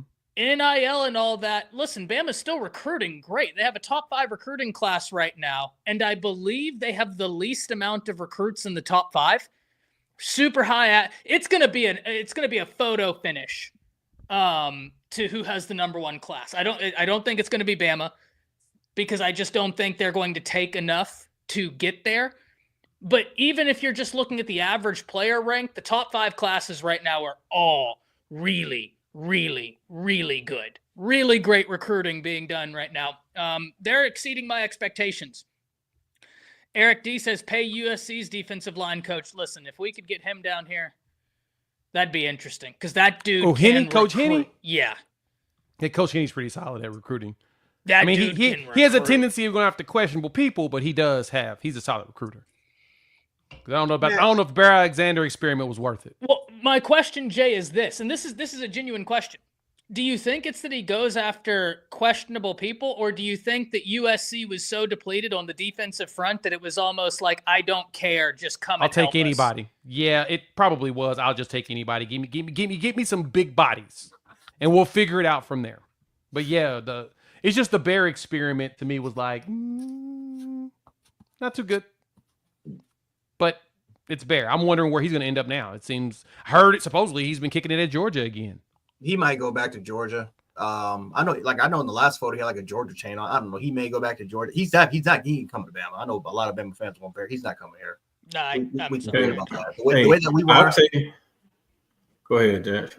No. I was about to say like the way we kind of run this thing. I don't think he's gonna come here. I'll tell you a D-line coach and man that y'all sleeping on. Clemson, Chris Rump. Chris Rump called defensive line coach, man. That dude got Clemson defensive line humming. Yeah. That dude got Clemson defensive line humming. That we need somebody like that, man, that been coaching D-line for a long time. Not just somebody just came in, had played defensive line and just started coaching defensive line 2 or 3 years ago. We need a defensive line coach, a knowledgeable defensive line coach that when the kids get in front of this guy, they believe this guy knows what he's saying and they willing to run through a brick wall for him. And right now, Freddie Roach ain't getting the best out of what he's getting. I think Freddie Roach got talent to send on the sideline better than the guys he's starting, and he just don't want to play them because they're young. We've been having an issue with Alabama for the last, 5 years or so? Yeah, and here's, JT, you're not wrong in terms of OU is more physical, but that only furthers the question of if the other team is beating you, why are you in a 3-man front? Like, just that proposition right there only furthers the complaint and question I think we're all asking. Because OU is whooping them up front. But football's a numbers game. And when you're giving the other team that many numbers, you're not helping your case. But I do agree. Like, that's not to say that Oklahoma wasn't more physical. They absolutely were. Concede that point. But that only then furthers the question of, okay, so if you're losing the battle of physicality, you're then going to not only lose that, but then you're going to give them numbers on that line. Like, now they're getting free runs to your linebackers, and that's exactly what happened. It was a brilliant game plan from Oklahoma. It was brilliant execution from Oklahoma, but I'm left scratching my head at the lack of adjustments Alabama did. Because you are right. Oklahoma was more physical, but then that only furthers, okay, why did you sit on your hands then and just not load that box and say, you know what, if he throws for 400 yards, he throws for 400 yards. We got to stop something. That's I think where I'm coming from, right? I would love to hear him answer it, Jesse, because this was the same complaint I had against Vandy, where it was like, why are we doing a 3-man box? And Jay will tell you, when Brent Venables first got to Oklahoma, that was a big question I had for him then, where I was like, hey, these 3-man boxes, it doesn't work unless you have transcendent talent up at those front 3. Bama doesn't. You said it. There's no first rounders that you would consider on that line right now. Not one. You got to have 3 of them. You can't have one. You got to have 3 for a 3-3-5 to work their way. That's what Clemson did. They had dudes like Shaq Lawson and them. They had that defensive line so stacked that it made it easier to when you did run the 3-3-5. But it don't work if you ain't got 3 of them. You can't have just one. You got to have at least 3 because then they'll start stuffing. That means they're going to get double teamed and they're still going to win. That's what you need. That way they can at least clog it and then force you to have to try to throw it. And then that's when things don't work out. So, yeah, no, I totally agree 100%. Yeah, I got to give your guys the Bo Davis treatment 100%. And the tough thing is as much as I would love Bo Davis, he's home right now, right? He's at LSU. There's a guy that has roots to Bama, but he's not going to, I don't see him leaving his current circumstance, right? There is a guy that if you do move on from Freddie Roach, there's a guy you have to call, but I don't think he takes it. He likes his current circumstance. He loves his head coach. Jay, you know who I'm about to say, right? Todd Bates. He played at Bama. That's his alumni, right? He's an alumni from Bama, but he's not going to leave what he's building right now at Oklahoma. I just don't see that. He loves Venables. Unless you make him the full defensive coordinator, I don't see him going anywhere for a while. Yeah, that's a good point. And even then, I think you would have to. There would be conversation. I think he'd hear if you said we're going to make you DC. I would make it a serious thought, Jay. I would make it a serious thought, like, hey man, because listen, that we got defensive line's got to get better.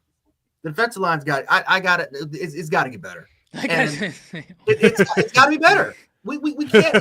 He's right. Stay away. Pretty roach. I cannot do another year with that man as my defensive line coach. I'm tired of it. I'm tired. But I will say this though. I'm in a joking manner, yet not too much joking. Thank you for taking Jay Nunez. We appreciate that. Yeah, well, you know what's funny, Jay? Our special teams hasn't been like it hasn't a super big issue. Now I know it was bad for y'all. It hasn't been like a terrible issue for Bama, but yeah, that you did tell me about that. Goose with the 49.99 saying, "Great show, keep it coming. Made the trip to Norman. I've been to more games with goalposts being taken down this year than in the previous 40 years. I've been going to game. Really worried about our culture and player leadership more than anything right now."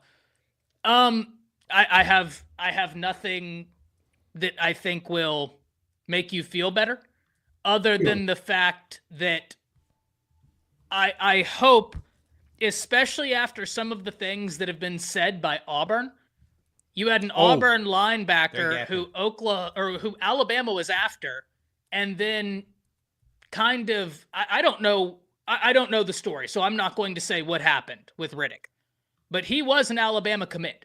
Oh, I can tell you what happened, Ty. He just talked shit. No, I'm talking about whenever he was. I've heard two things: that Bama kind of looked at other guys and over Riddick. And then I've heard that he just flipped, right? Like that Bama was. So I don't know why he flipped. But he was saying how Ryan Williams isn't like that guy. So if you're Ryan Williams, he said this the other week, leadership isn't defined by age. It might be time for you to become a massive voice for this team. He wasn't the only one, man. They all talk, like all of them did. All of them. I know a lot of us are a lot older, so we don't look at streaming. These dudes are streaming every day. These dudes are talking shit. Like they are again. To me, I'm surprised the media ain't covering this. But that's just how you know how outdated ESPN and some of these other media coverages are, because they're on Twitch and Kick and they're talking shit. Yeah. They want to kill Alabama. They want this to be the nail in the coffin. Cash money. They are all of, like, it's not just 2 or 3 players like a Riddick. They all feel like that. They're all talking shit on Kick. They're all on chats and and all this type and all these other map apps, and they're doing their things. Even on Twitter, I'm surprised no one's even talking about. I forgot the 2 of their top corners. The shit they're talking on Twitter is insane. But guess why though? Guess why, Coach Jay?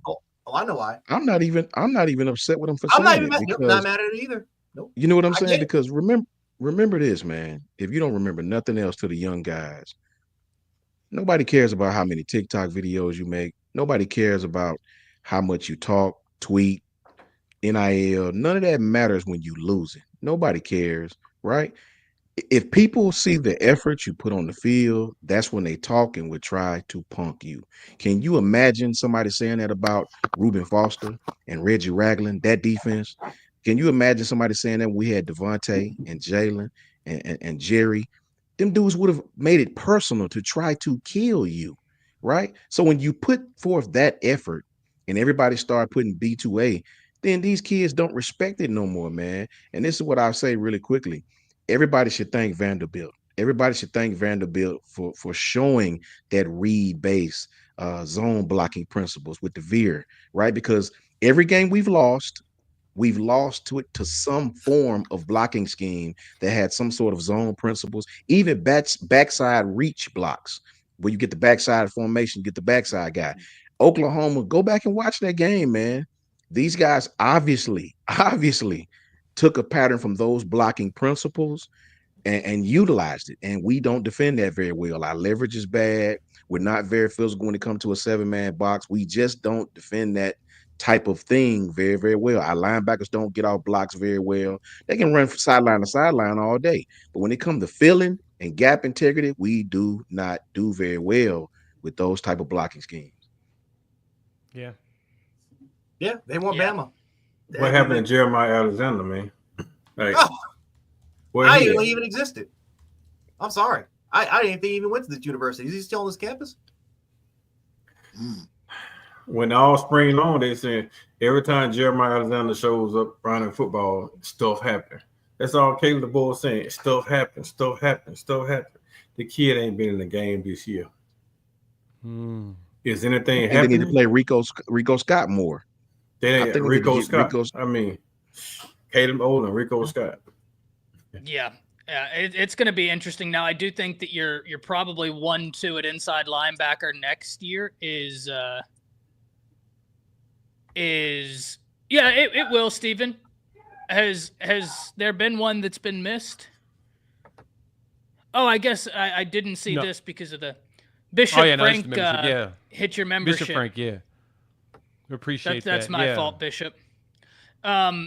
I do think next year your inside linebacker duo, if you keep them, is Alexander and Okoronkwo. We got to see, though. Brinsky, I want to give you some time because I have not been doing a good job at spreading the love, just because it's a lot of pain right now. I've been smiling through the pain all weekend. Yeah, Benji, I agree. It's not going to be super big, but it's going to hurt. Brinsky, talk to me. Oh, we still talking about OU? Yeah. Mm-hmm. Well, I think he's I'm ready to about to move say, out. I don't know what else need to be said, man. I like, man, we got our ass kicked. We just plain and simple. And that's why I think nobody on this panel that's an Alabama fan was when Jay and Jason and all them like, oh, we just hoping that we can just stick in the game. I like, man, cut that Rat bullshit poison. That's out. what I said. Nobody Hey, believe man, that shit. we just want to have fun. That's all I want. Yeah, Nobody y'all believe had that fun, shit. all right. I told you, Jay. Nobody Yeah, believe y'all in that had shit. fun. That's Y'all still had plenty of OU. Yeah, y'all had a lot of fun. And point. it got so bad. The only thing that really made me chuckle that night was when Funny Man posted, well, just in case somebody knowing, it was like 3 point some miles to the nearest river for the goal post. Because everybody's so used to storming the field and tearing down the goal post and throwing it in the river when we play them. But man, we just got our ass whooping. It's just plain and simple. We try to act like this was LSU, and I don't know what more we can even say about it. It feels like we beating a dead horse at this point. We just gonna have to go in here. It's Iron Bowl week, man. That's the only thing I can say. Just come prepared, because that was a shit show to watch. Y'all got it. Y'all got it. Y'all got Iron Bowl. I need y'all to win that game. I do. Hush, Alabama man. needs to win Hush. that game. They do. Stop They with do. all that shit. Let me tell I you need y'all to something. win that game. Let me tell you something. You lose that game, man. I don't know. I don't know because I don't know how to feel if we lose that game. I have no idea. Other than coaching changes need to happen. The head coach ain't going, but someone's got to go. You can't go 8-4, lose to 3 teams that are gonna have 7 wins and thinking that everyone's just gonna be fine. Nope. Yeah, someone's got to go. Someone's got to go. What you got there, Piano Man? If we lose to Auburn, I got plenty of bags. Yeah, you might need to send one my way if we lose to Auburn. If we lose to Auburn, but I want to say one thing to Jay. And how many did you say we had? Oklahoma had injured starters. Let me see. 5 wide receivers, 4 35. offensive linemen, and our starting running back. So 5, 4. What's that? 10 players on the offensive side of the ball, 2 DBs. Your best 2 DBs. So your best 2 corners. Your best 2 corners. Our best 2 corners. Our best 2 corners. Coming into the season, at least. Yeah. But can I give us? This is just my opinion right here. And it just kind of went through my brain there a little bit. What if those 6 starters, those 9, 10 starters, especially those on offense, what if they had have played? Now, what Coach Carl said, it becomes really the real reality that this game really would have been ugly and than what it already was. Because Honestly, It probably would have been a different game plan. I think it'd have been a completely different game plan. Because I'll be honest, if we had the health on the line, at least if we had 3 of the wide receivers and at least 2 of those offensive linemen, honestly, I truly believe this game probably would have been closer.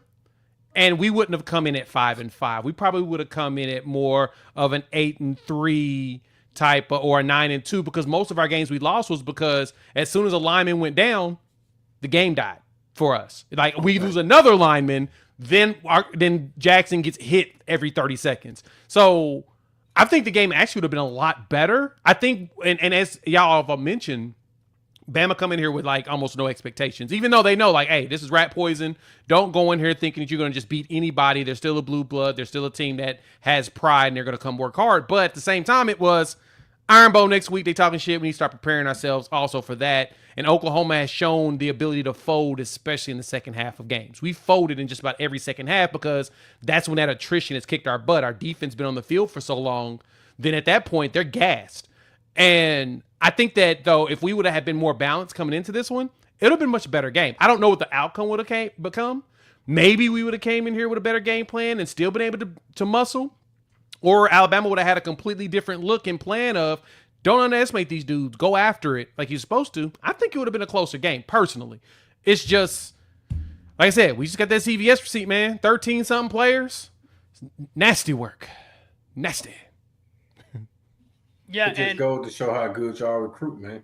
Yeah, and it's all young players too, is what we've been playing. We've been playing nothing but redshirt freshmen, true sophomores, and down. That's mainly what we've been playing a lot, especially on the line. Our 3 deep on the offensive line is 8 players that are either a redshirt freshman or a freshman. Jay, you got the super chat right here from Steven. Steven! Did the defense play for BV and Julie? Cancer sucks. And what does this do for the OU trajectory? For the Venables family. Yeah. So, Brent Venables' wife, she's been battling cancer since last year. They thought it was cleared in February and May. He just talked about it during the bye week that in May it came back. And she's been back and forth between here and New York, getting surgeries at one of the top facilities up there. And she had surgery during the bye week. She might be at She might be at here in Buffalo, actually. Yeah. What's the name of that one? Keller. It's the one in New York. I know it's a big name one. I have the name somewhere. I have to look it up. But yeah, that's where she's been over the last. He's basically been back and forth to New York for her. Is she in Roswell treatments? That's a good question. I'm not sure. Let me see. But there's a really good cancer facility up there in New York that she's been flying to. So yeah. So, Steven, I can totally see that the players decided to rally around the last home game around BV because of that. That's the culture thing.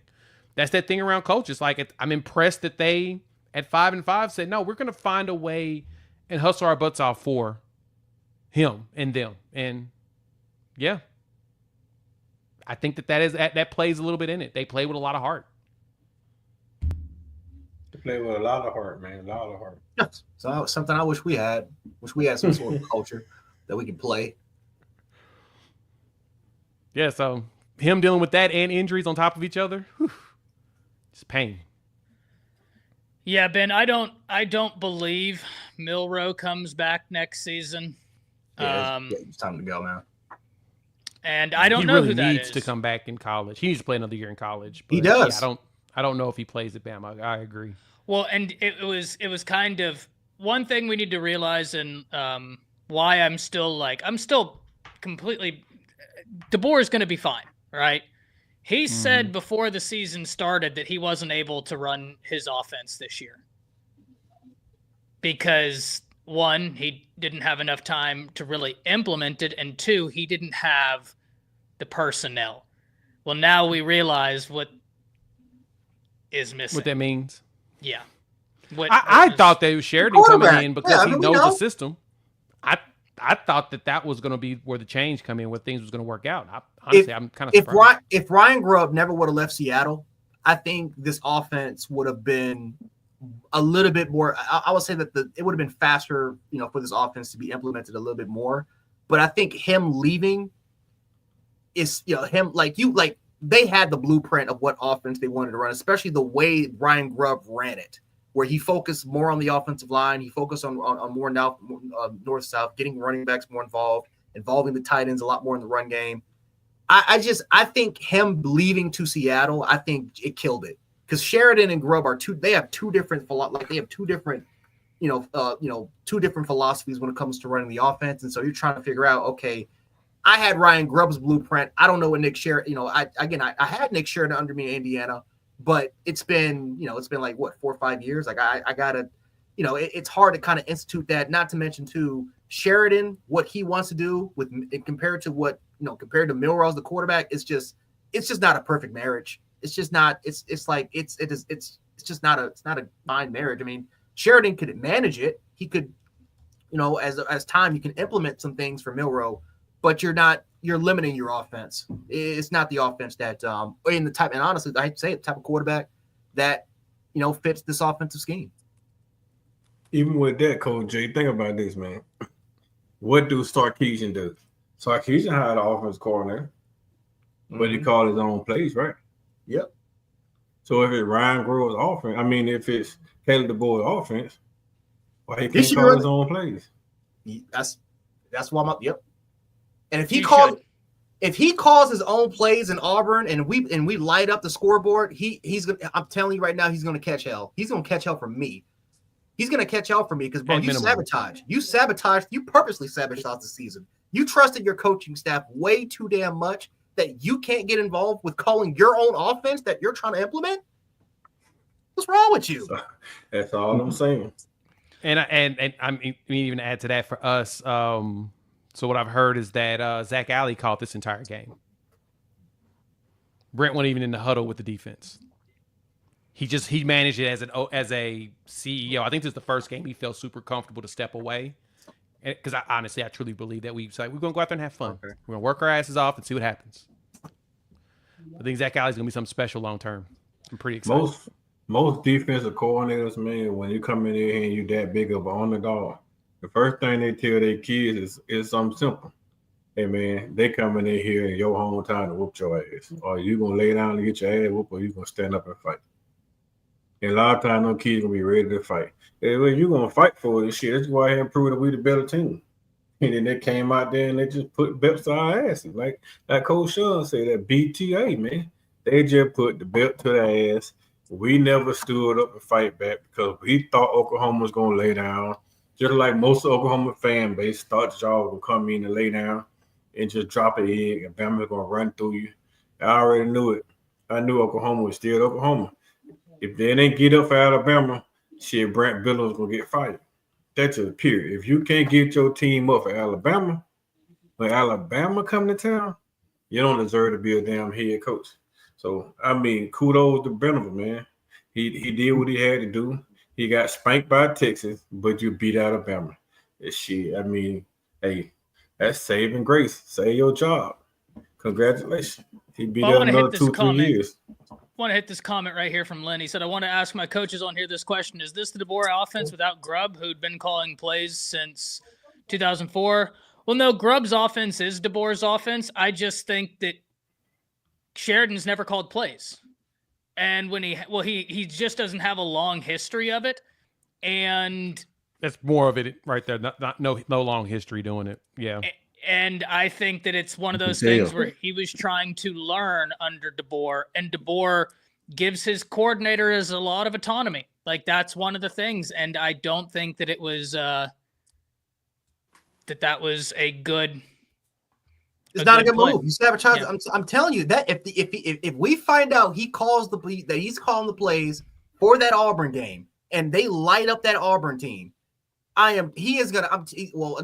everyone's gonna praise him. I won't, because I'm telling you, he's gonna catch a stray from me.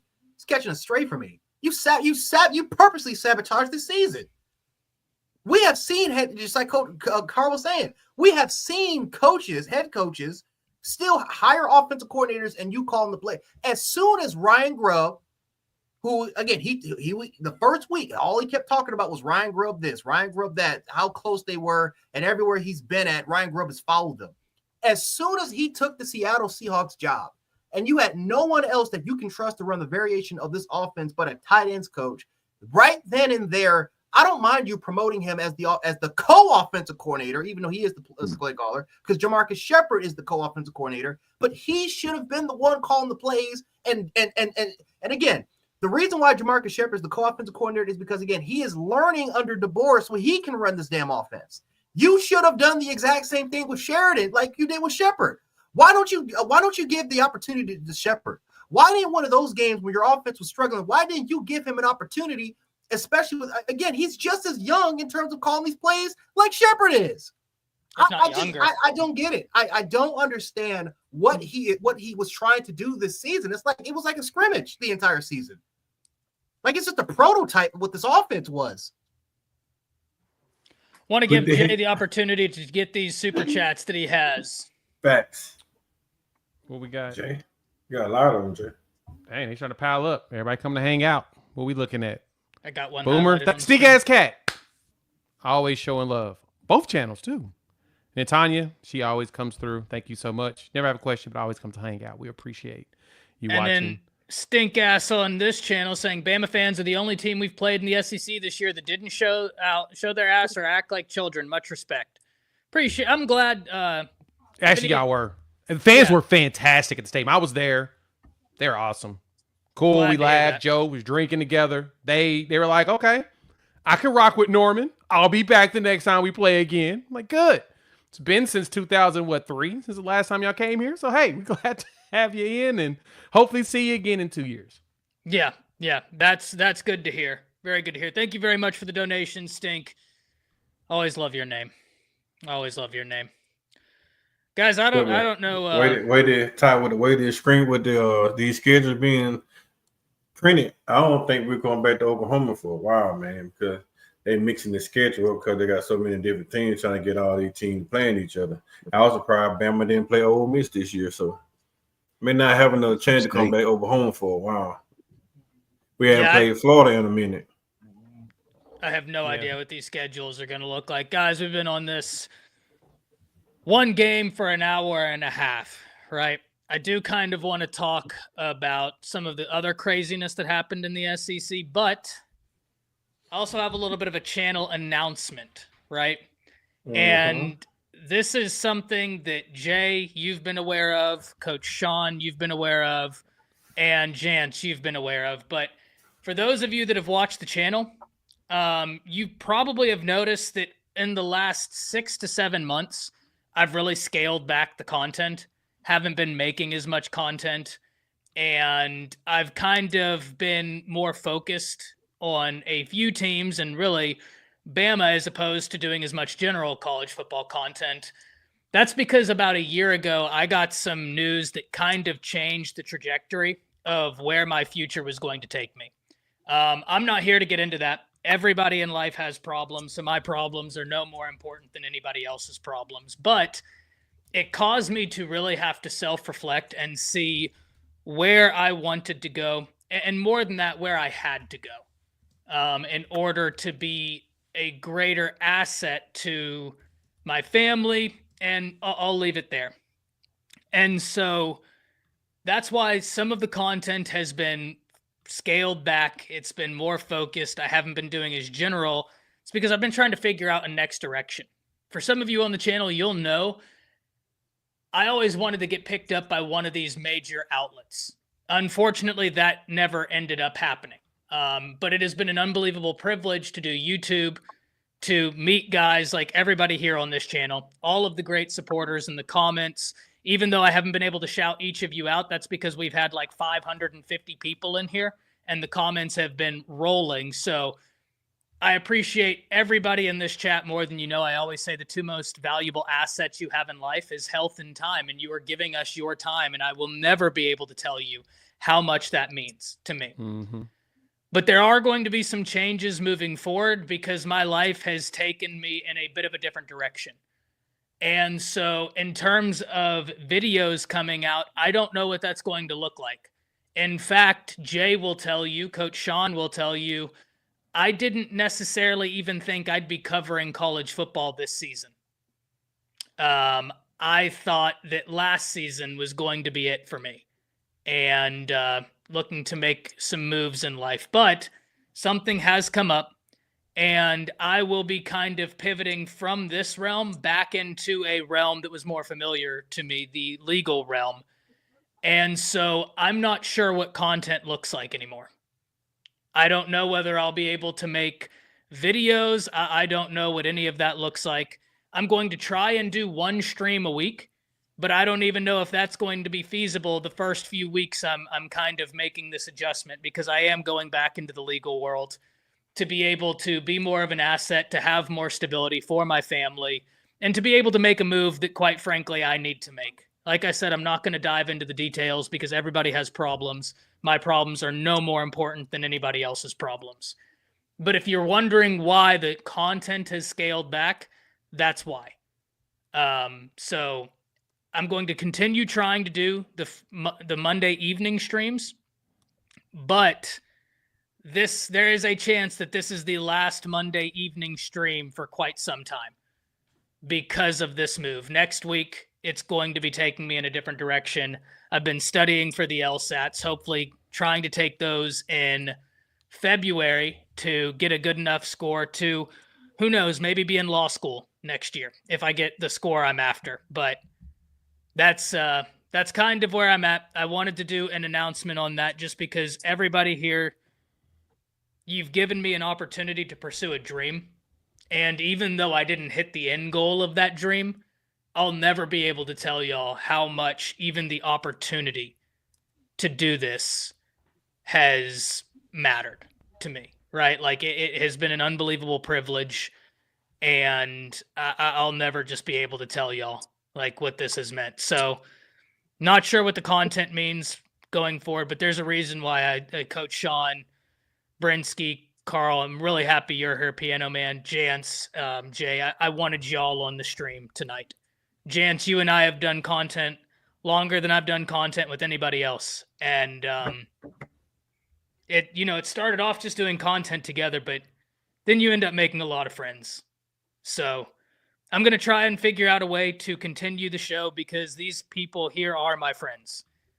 And it's just been an unbelievable opportunity to be able to make content with all of you. Yeah, we man. appreciate you, my friend. Yes, Yeah, sir. it's been a pleasure. Pleasure doing this. I told you, man, I hope that you still are able to do it on the side to keep yourself busy as, the 9 to 5, grind, you work, but the downtime gets to where you just got to find something. We just hope to have you back in some of your downtime. So I totally get it. Working 9 to 5 and doing this, but man, it's been a pleasure. Hate that this is the end of the current era, but I understand the new era will probably be even more fruitful for us all. Hope so. That's a fact, man. I can tell you, Jay, Ty was the one. I told Coach Carl this, and Coach and Jance know this. I told Piano Man just this today, like yesterday. Ty has really been at the forefront of really helping me understand all this, online stuff. I'm still very, very new to this myself.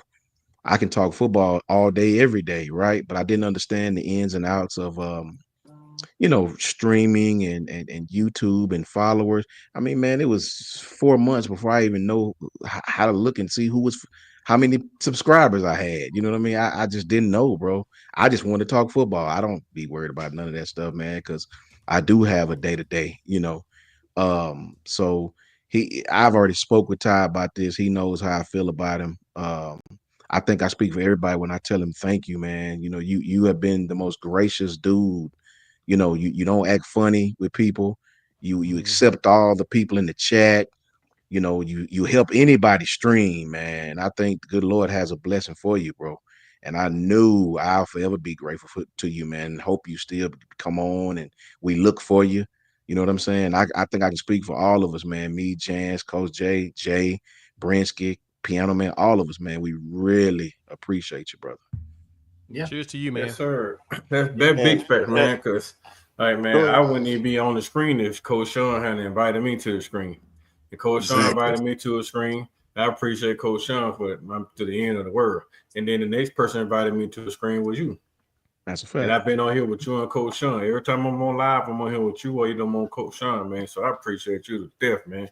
Like I said, hopefully we get a chance to talk one weekend and you can show me how to work the ins and out behind this YouTube thing so I can start dropping more content. But man, back into that law world, bro. Good luck, man. I'm trying to get into that world with you. I graduated with my bachelor's degree in June coming up 2025. And then I'm gonna try to roll on into law school myself, bro. So like I said, man, good luck, bro. We'll get you when we get you.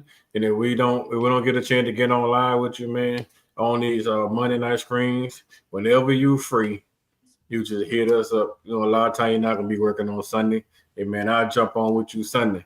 Anything we can do, man. Hey, it don't matter what day it is, man. We can do it live, anything. I don't care. We can do it live during football games, man. I don't care. As long as we get a chance to hang out, man, we hang out. And when everything gets settled down, man, you know what? I'm gonna take a trip out to Texas, man. When I get my money right, and then we're gonna come out there, hang out, and bring a cigar with me in the wild, so we can just come out there and hang out and chill, man. Because we can't do much of this stuff, man. Everything that we doing, bro, it's a testament of what you done, and I appreciate you for that. And just to speak off all that, man, what everybody's saying is totally accurate, man. You are a very selfless person, man, especially me just listening to you and just me just simply just writing in the comments section like, man, I need to come up there and talk football with you. Yep. And next thing I know, I got a DM on Twitter. Oh, man, you can hop on anytime, man, yada, yada, yada. Got each other phone numbers and all that. And I am so grateful to say I know you, brother. I appreciate you so much. I told you inspired me to do this YouTube thing. I love you. I am so grateful for you. Of course, this is like really, really sad, but I know something gonna change, man. I pray that something just change and you can just be on YouTube and you can do this full time. And I know it's coming, man. But better days are coming for you, brother. I just wish nothing but great things for you because you deserve it.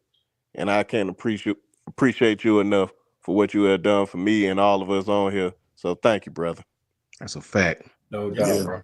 Yeah. And Coach Ty, man, I appreciate you just inviting me. I'm a newcomer to all of this, and big shout out to Coach Sean for just.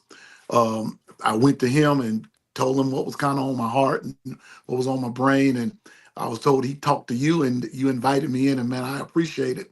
And now I know what else we have in common because I'm a criminal justice major myself. And so, Coach Carl, I'm joining you as well. And hopefully I will get my bachelor's in May. And mine is in investigations. And so we all have that in common. So that's the tie that binds all of us, and not just sports, but our academic as well. So, brother, I salute you, but thank you for the opportunity to serve, man. And that's what I'm here for. And while I'm at it, I want to thank those that are in the chat for just putting up with me. Like I said, I'm new to this, but hey, thanks for everything, man. And hope to see you down the road. And I'll come to Texas with Coach Carl, and we all hang out and smoke cigars and eat barbecue. Hey, That's it. And mine is in forensic psychology. Yeah. I have a associates and a minor in criminal justice. These lawyers up here, man. Yeah, Ty knows my story, man. I was a police officer for less than a month. I was a police officer less than a month, and then I pretty much, let's just say it wasn't for me. Ty knows the story, but it just wasn't really for me, man. But yeah, Ty's the first person I ever did a collaboration with. I know Ty one day just hit me up. This was going all the way back 2021, a little post COVID. Asked me to come on the stream, man, and I'm like, man, I'm honored because I was watching. I remember one night I was benching for 2 or 3 hours, just nothing but Ty's videos.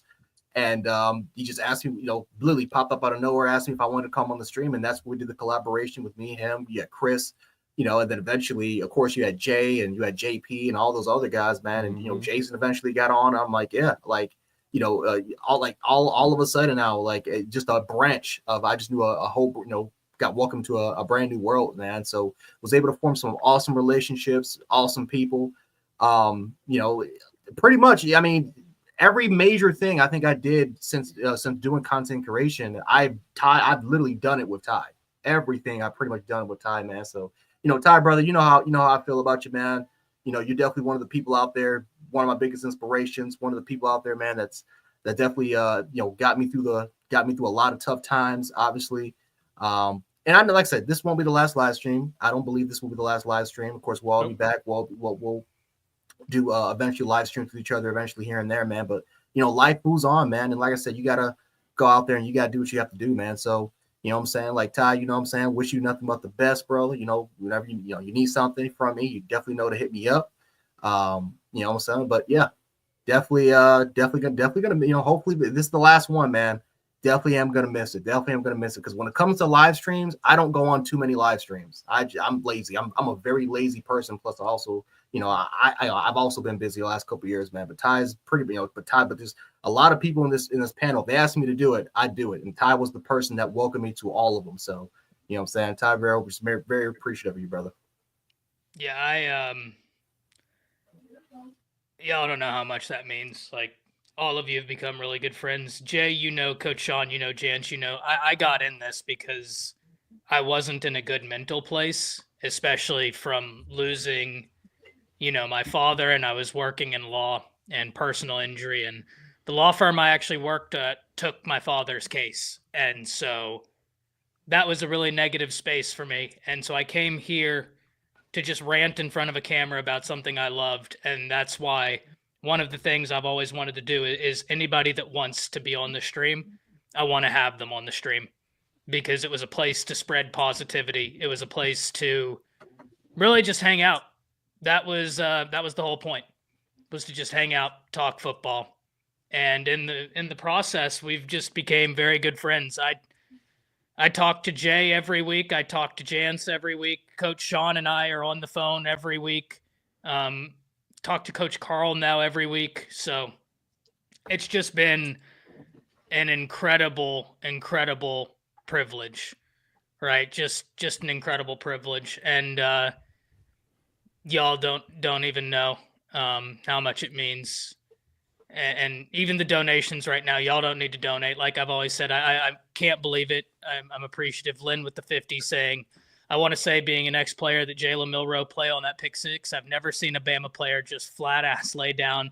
And many of the ex-players would like to see his ass basically be done. That play shows he does not care. Ty, it's been a pleasure. Appreciate that, Lynn. Yeah, that was I was joking earlier that he was trying out for Kill Bill Volume 3 with that slide tackle, trying to show Tarantino that he's got the kicks to make it. Goose with the $4.99 saying, much love, Ty. Wishing you success in your future endeavors. I'm sure you'll do well. Learned a lot from you. Goose, thank you very much for the time and the support. Ben G, our Texas fan, saying, thanks for all the content and always interacting with the chat. Wish you the best. Hook 'em. Thank you very much, Ben. And then Janet, thank you so much, Janet, for being here, saying, gonna miss you, Ty, sharing your time and your health with all of us. Good luck in all you do. Much love. Like I said, I still do plan for there to be streams. Get Quentin, though. Quentin gave you $2 for the road. $2 for the road from Quentin, No, you another got Texas to. fan. That's Quentin being Quentin is awesome. Lynn saying, Ty, maybe I just sponsor this Monday night show. Hell, I'm sending a hell of a lot to Bama and they're not performing. But this show always performs. Thank you for your spot. That means a ton, Lynn. That means a ton. You and I have kind of talked off straight, Lynn, about some of the things going on, and I need to get back east. I need to get back east to my family. So I just have to be able to have a base that allows me to do that. And so I need to jump back into that world. But I still do plan on there being Monday streams, or at least once a week. I don't know what this looks like right now, but I didn't want to just stop doing content cold turkey. And then all the people that have been so great with support just didn't know what was going on, because that's not fair to y'all. I did want to kind of let people know what was going on, so that way there was just kind of an expectation. I am going to really try and do one stream a week. And these guys right here are absolutely going to be a part of it. I'll still probably guest appear on some channels, but at least for the first week or so, I'm just going to be kind of focused on that assimilation into something new. So, going to be interesting to see what this looks like, but yeah, I'm just Thank you all very much for everything, really. You allowed me to try and pursue a dream. And that means... You want to know some crazy time? What's up? You want to know some crazy time? My first ever live stream I watched was Around the Table Sports. You got me. You really started me watching stuff on YouTube. I was watching them like, man, this dude got a good voice, and he seemed like he's smart as hell. Like this guy knows football. Hey, That's why I started I calling. don't know about That's why I him started being calling you smart. the genius. I started calling. You know, remember when I first started talking, I started calling it Ty Genius, like Ty Hayes the genius, because man, you were speaking so diligent about sports, and everything you were saying, you could actually understand. It was so clear. Yeah. And then you drop off so many gems, man. Like I was like, damn, this guy knows so much about football. And I just sit back, man, just sit on my phone. I would sit back for hours and start watching your content. You were the first person I ever subscribed to. I just started watching your content. Like every time you drop the video, I would watch it. And then when I started seeing, and I saw you on when you popped up on the live. You popped up on the live on the other channel, that Bama YouTube channel. And then that's how I started watching Coach Sean now, because I was following you, and then I saw you popped up on the live on there. I started looking at that, and I was like, dang, okay, that's a whole lot of them. And they talking football, like shit, that's something I always want to do myself, which is just talk sports, man. Because a lot of people like me, man. I'm from a small town, right, country boy. All we know is sports. And I was like, man, all I really want to do is just talk sports. So you gave me an opportunity, you and Coach Sean. Coach Sean was the first one gave me an opportunity, then you gave me a second one. And then, like I said, man, I appreciate it. I appreciate all the knowledge you gave me for years and all the recruiting knowledge that you was giving me, like on players that were coming to Bama that I didn't know anything about from all these different other areas that y'all knew all the details on. So I appreciate it, man. That's why I started watching it. And you know what I'm saying? Y'all the reason why I'm on here now. So salute your brother. Go get your bag. And when you get a chance to get on, get on. Don't leave us hanging, because we need you, baby boy. We need you. Yeah, we'll still do a weekly stream. We'll just figure out timing when we can all get together, and we'll do it from there. But I don't know that content in terms of video form is going to look like what it did. This is something crazy, guys. I started in 2021, and I think I have 1.6 thousand videos and lives that I've done since 2021. So. Yeah. I've done a lot of content, man. I never even thought I'd get to 5,000 subscribers. So to hit nearly 23,000 subscribers is incredible. And I'm going to let y'all know something. There's 2 or 3 people that know what I do from my hometown, or even that I went to college with. One of them is in the chat right now, T. Frank. This is one of my best friends in the world that I went to high school with. I think he's one of 3 people that knows what I actually do. I just kind of picked up a camera and started recording. And so all the growth I had was a testament to everybody in chat that y'all believed in me, because I didn't promote the channel. I didn't do anything. I just started talking into a camera. Organic, yeah. And to this day, nobody knows. They think that I'm just a ghost or something. Which is it's true. That's why I'm pale as hell, because I don't go outside. I'm inside all the time, and that's why my wife has permitted me to smoke cigars, because she's like, "Get your ass outside. You are white as hell. Go get a to the tan." porch. Something. Yeah. So it's been good. It's been good. But I do want to end this on a happy note. Guys, there's a coach in the SEC that they need to build a damn statue for. That's Billy Napier. Because they were supposed to get their ass kicked all year. And somehow, some way,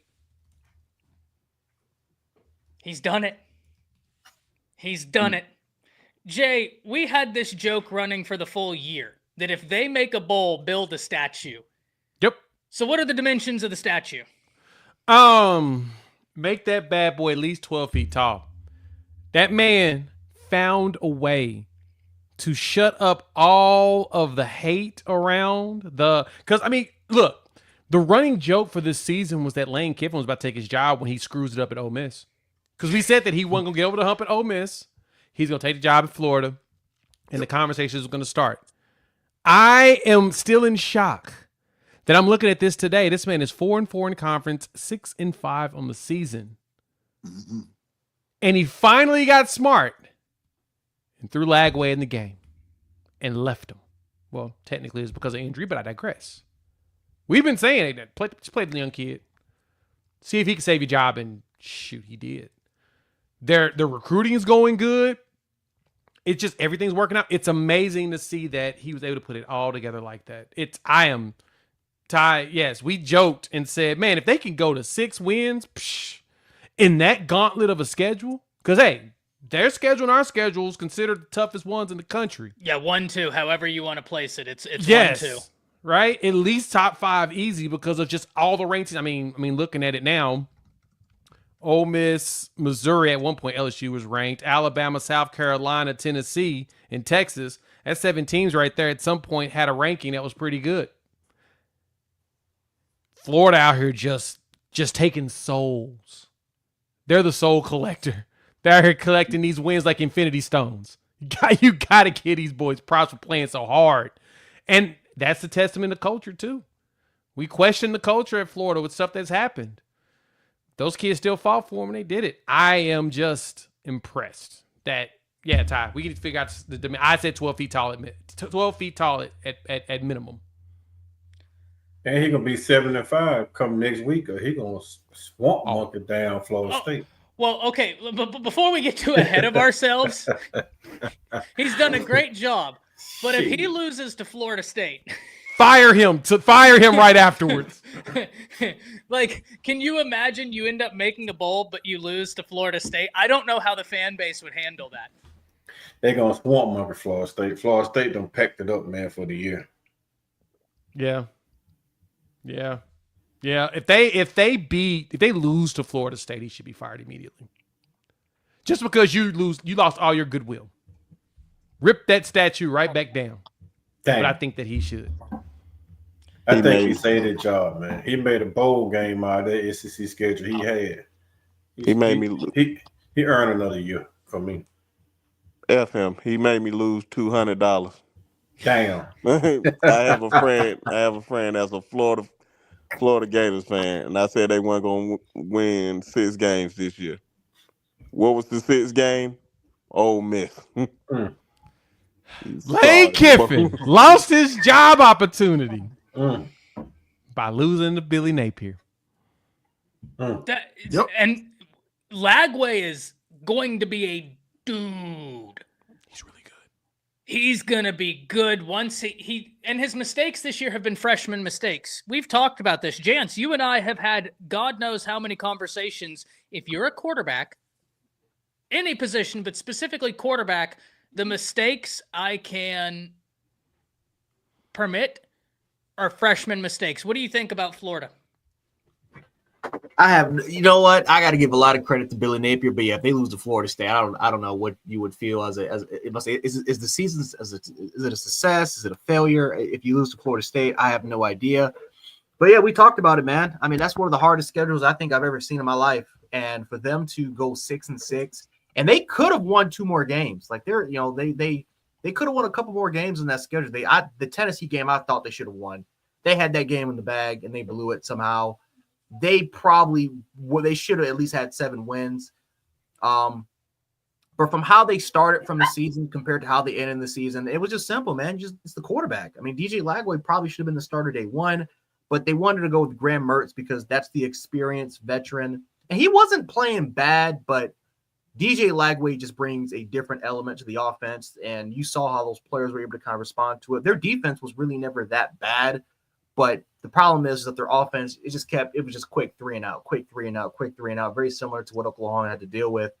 And so Florida's talent, I think, really showed this season. I think it's pretty impressive because they did lose a lot of guys to the portal. They had to gain some players, but the fact that Florida was able to, not just go 6 and not just be able to, be bowl eligible, but be competitive against a lot of tough teams, I think that just speaks to a value of where the direction of Florida's going in so far. So, yeah, I mean, if you can convince these kids, which a lot, again, Florida, what they want to target, it's not really, it's South Florida, but they don't have a graph. they don't have like a fence around South Florida, but it's areas outside of that area, right? The Lakelands of the world, the Coca, the Coca Battens, like I'm probably mispronouncing it, but those sort of schools, the Venices that's right near Florida State, but the Venices, like the IMGs, like those are the type of schools that you want to try to target. And so if Florida can, wrap a fence around that, but also continue to improve their recruiting, then yeah, Billy Napier in Florida, they should continue to get better progression wise, and eventually they can, hopefully compete for an SC championship one day. But this year does save Billy Napier's job. I mean, he already got extended anyway, but it does save his job from being on the hot seat after this year. If he doesn't lose to Florida State, that may be a different situation. Piano Man, what do you think about Billy Napier? Because I've been, quite frankly, impressed. I'm not just impressed. I'm just very surprised that he survived like the first 3 or 4 games, because they had a schedule from the jump street that was, started off, hard. But like everyone has said, the insertion of Lagway turned everything around for them. And if Lagway hadn't have gotten hurt in the Georgia game, Florida would have beat Georgia. Georgia had no answer up until, the injury. So I'm just of the firm persuasion Napier has done, as we would say in church sometime, he's done his good coaching. He kept them together. And again, like I said about the with the Oklahoma team, it raised their confidence. They played with confidence, and he has instilled confidence. And I think he's even surprised himself. Just listening to his interviews and things like that, it's like he's surprised. And so hats off to him. And like Jay said about the 12-foot statue, I believe the statue needs to be 12 feet. And I also need with a lot of lights around it so it can shine at night, because he's done a great job. And make it retractable just in case if he loses to Florida State. I ain't go like down on the ground. It's like a grave. Listen, I don't believe he'll lose to Florida State. We can get out there and beat Florida State. I mean, like, with us, we can beat Florida State. Like Coach Carl said, they've packed it up. They're gone. They've checked all the way out. They've done everything but turn in their uniforms. So they'll beat Florida State. I'm confident in that. Yeah, I hope so. Just because for Napier, if you lose that game, bad. Brinsky, before I pass it to you, Lynn with the $30 saying, my last thing, if Greg Sankey should look at maybe stepping down, he runs $1 billion. Yes, billion as we customers get shit for referees. These official should be full-time. The optics look very bad and needs to be accountable. That needs to happen across college football, Lynn. There need to be full-time officials, because it doesn't matter the conference. It doesn't matter the team. Officiating this year has been as bad as I've ever seen it. And that's any game I've watched. You had the Georgia-Tennessee game that was perplexing. A Florida kid got picked out of a game because he hit a guy straight on, and they were like, that's an illegal block. And I'm just sitting there like, what? That's not football. Like, you couldn't have asked. Officiating across the board has been awful. They need to have full-time officials, right? Like you said, $1 billion industry. They need full-time officials. It's been terrible. It's been absolutely terrible across the board. Josh Pay had one of the best takes I heard him do about this, and that's exactly what he was talking about. Yeah, because it gotten out of hand, man. It's just been god awful. Well, and it goes back to, I remember one of the first calls this year. It was in week 2 where I was just like, this is going to be it, huh?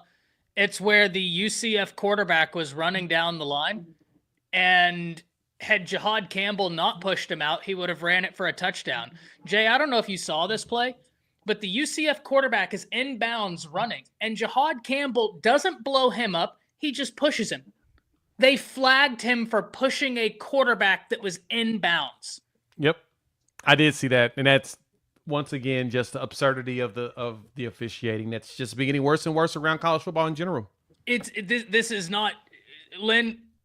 I think it's because we are all like major SEC fans. Everybody here, that's the conference, right? But it's been everywhere.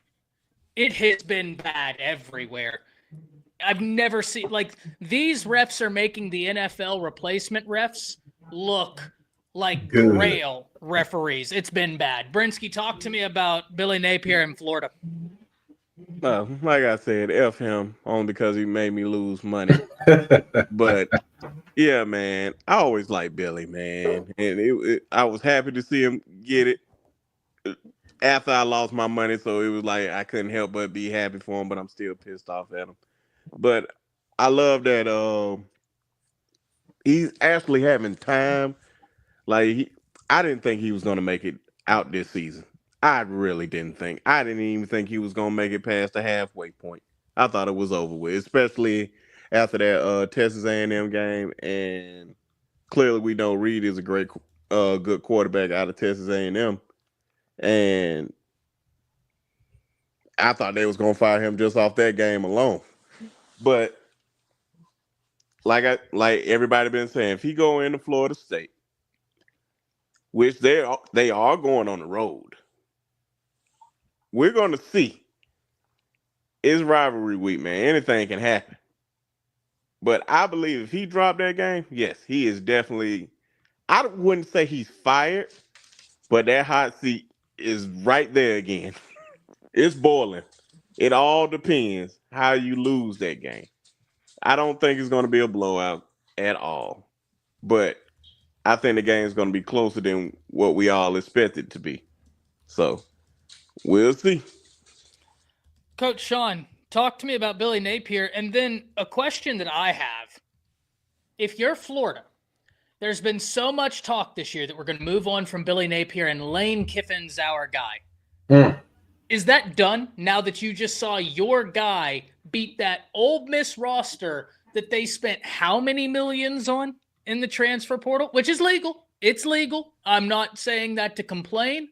I'm saying that to point out a fact that you're on quarterback 3 and you just beat that Ole Miss roster who is fully healthy. And Jackson Dart, what the hell, man? Like, I'm not trying to pile on, but there was that post I sent Jay, you and Coach Sean, you both saw it, and it was like interception gets overturned, and then it looks to Jackson Dart. He's like, yeah, we'll bet you I'll do it again. I've never seen a quarterback cry. Like, he cried as soon as he threw the pick. He cried about again. He was emotional. He was crying. Then he found out. Oh, it's overturned. Wiped the tears off his face. Put his helmet back on. Go cry again. Caleb Williams. Don't say that. Caleb Williams did that last year at USC. He ran in the stand, jumped into mom's arm. Am I lying, Ty? No, but I don't know that I've ever seen someone throw an interception, then throw another one that gets overturned just to throw another one. And I was in the Bama Standard group chat, and they were like, oh, it's coming back. And I said, just wait. He'll do it again. And boom, he did it again. And I was like, there's no way I just called that. That's sad. Coach Sean, talk to me. I think that's a brutal way to lose. That'll stick with that kid forever. As far as Billy go, I mean, to start out with Miami and get beat 41-17, I think it was, in the beginning of the season, to have Texas A&M, to have UCF, to have Tennessee, Kentucky, Georgia, to play Georgia well, to have Texas, to have LSU, to have Ole Miss. So to go from getting beat like that in Miami in the beginning of the season to finishing 24-17 against Ole Miss, I think at this point they have to keep Billy. I think that statue is there. If he loses to Florida State, obviously, people are going to forget about all these great wins he had because that's a rivalry. And there's no way Florida State on the path they've been on should beat Florida right now after beating Ole Miss the way they did. Um, I think at this moment, as of today, you got to keep Billy. You got to keep him because that's one. Even now, man, that's a tough schedule, man. That's a tough schedule, and I think these guys are 6-5. They're 5-2 at home. So 4-4 in the conference. Who would have ever thought they would have be 5-2 at home? I know I didn't think that. So I think right now you got to keep that statue. You got to keep Billy. Even though Lane, like you said, spent all this money and had all these great constructs, talking about Lane, he beat him. He beat him in that expensive roster. So I think you got to keep Billy, man. I really, really do. I think the icing on the cake will be to defeat Florida State. If he do that, you got to you got to keep Billy. You can't call him Sun Belt Billy anymore. You just got to call him Belt Billy because he put belt to a lot of teams. You know what? And as far as what was the second part of the question, Ty? What was the second part? There was so much talk about Lane Kiffin being the guy to take Okay. over for Napier. Yeah. Did all of that just end? I think it did. I think if at least, college football, I think it did for at least another year. You know what I'm saying, Brinsky? I think it did just another year, man, because I mean, how can you at this point when he beat him head to head, he exceeded all expectations. Now instead of Sun Belt Billy, he just Belt Billy because he beat Ole Miss, the golden boy who you wanted. He beat him head to head and really, really, really had a great record at home. So I think Billy has definitely cooled his seat off for this season. Maybe next year he won't have as hard a schedule. We all said in the beginning of the season, somebody in the SEC office didn't like Billy Napier to give him that schedule. And Billy has persevered, man. So he got one more hurdle to go. And if he gets over that hurdle, I'm all for the 12-foot statue for Billy.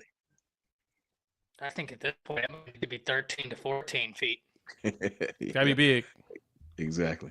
Make sure it's a wooden statue because you don't want a damn 10 iron on iron statue. I don't know, man. If he loses to Florida State, man, you gotta make it easy to get out of there. It's gotta be easy. Just in case. Make it a paper get a statue. wooden statue just in case. Make it a paper just set statue. fire to it, yeah. He said a paper one, so disrespectful. Hey, he's not about any permanence when it comes to Billy. If you lose to Florida State, it has to be. If you want a statue, I say if he beats Florida State, then you can make it a wooden statue because you're still not out the gate. But if you lose to Florida State, make it a paper statue because it's easy to tear down when you fire. Hey, Ty, Mark said you need to go to Oklahoma Law School.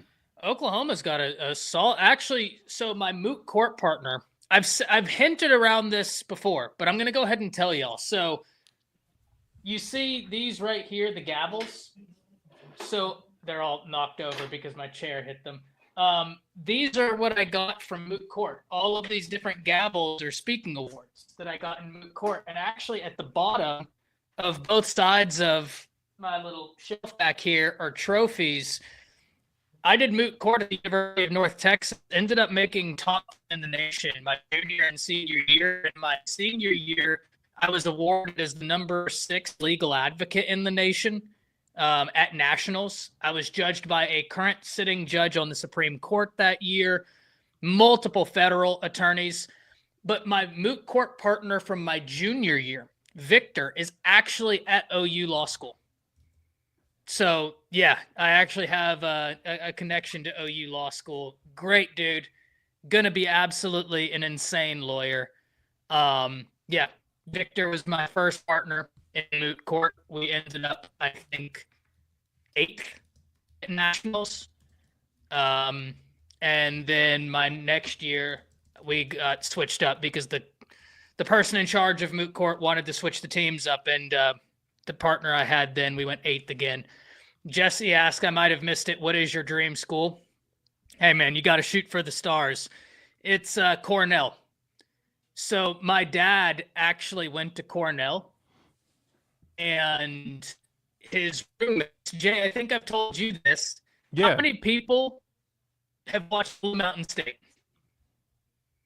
I just want to let chat answer that question before I finish this. Yeah, hey, Tyler already knew. He didn't even have to hear it. He said Cornell, because I had a big Cornell thing. I have a Cornell binder. I was actually set to go there for undergrad. But they were, when I went up there, they were like, we actually like people to come in from different places to get like a collection of ideas as opposed to not just like one singular idea from undergrad to law school. And it was expensive. So I went to UNT. I got some scholarship, but not enough to cover it. But if you've seen Blue Mountain State, you know the coach in Blue Mountain State. My dad was at Cornell with him, Ed Marinero. And so he knows Ed Marinero. I've actually messaged with Ed Marinero on Twitter before. We've gone back and forth. He remembered my dad. Really good dude. So Cornell would be the dream. I've toured it multiple times. That would be the dream law school. If not that, then somewhere in D.C. or William and Mary in Virginia. Those are some law schools that I've been looking at. But aiming for a 170 plus on the LSAT is not going to be easy. So we shall see. We shall see. My connection is failing me right now. Caleb. Maybe the sign, huh? Caleb asked, Coach Sean, what's DeMarcus Ritter smoking, man? He was his high horse today talking junk on Ryan Williams and Jalen Milroe. Said Hollywood is nothing and Jalen isn't faster than him. Really briefly, I mean, me and Coach Jay talked about this just a second ago. I'll tell you this, Caleb. When you play as bad as we played, and when you're up and down as much as we have been up and down, you give your opponents fodder to say things like that. Yeah.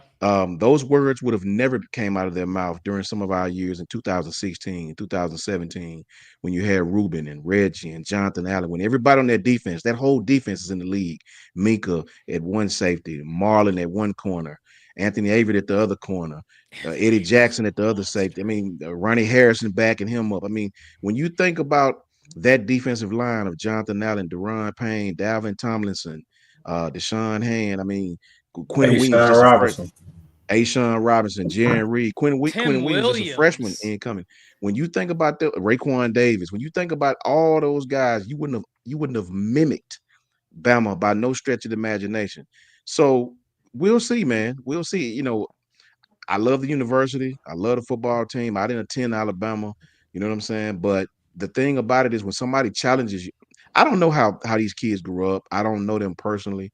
I know the ones I coached, you know what I mean, that are not there anymore. I grew up a little differently, man. I'm from a different era, a different time. When a man challenges you, you know, you do what you need to do to protect your respect. These kids today may make a TikTok dance about what they're saying about them. I don't know how they handle it. You know what I mean?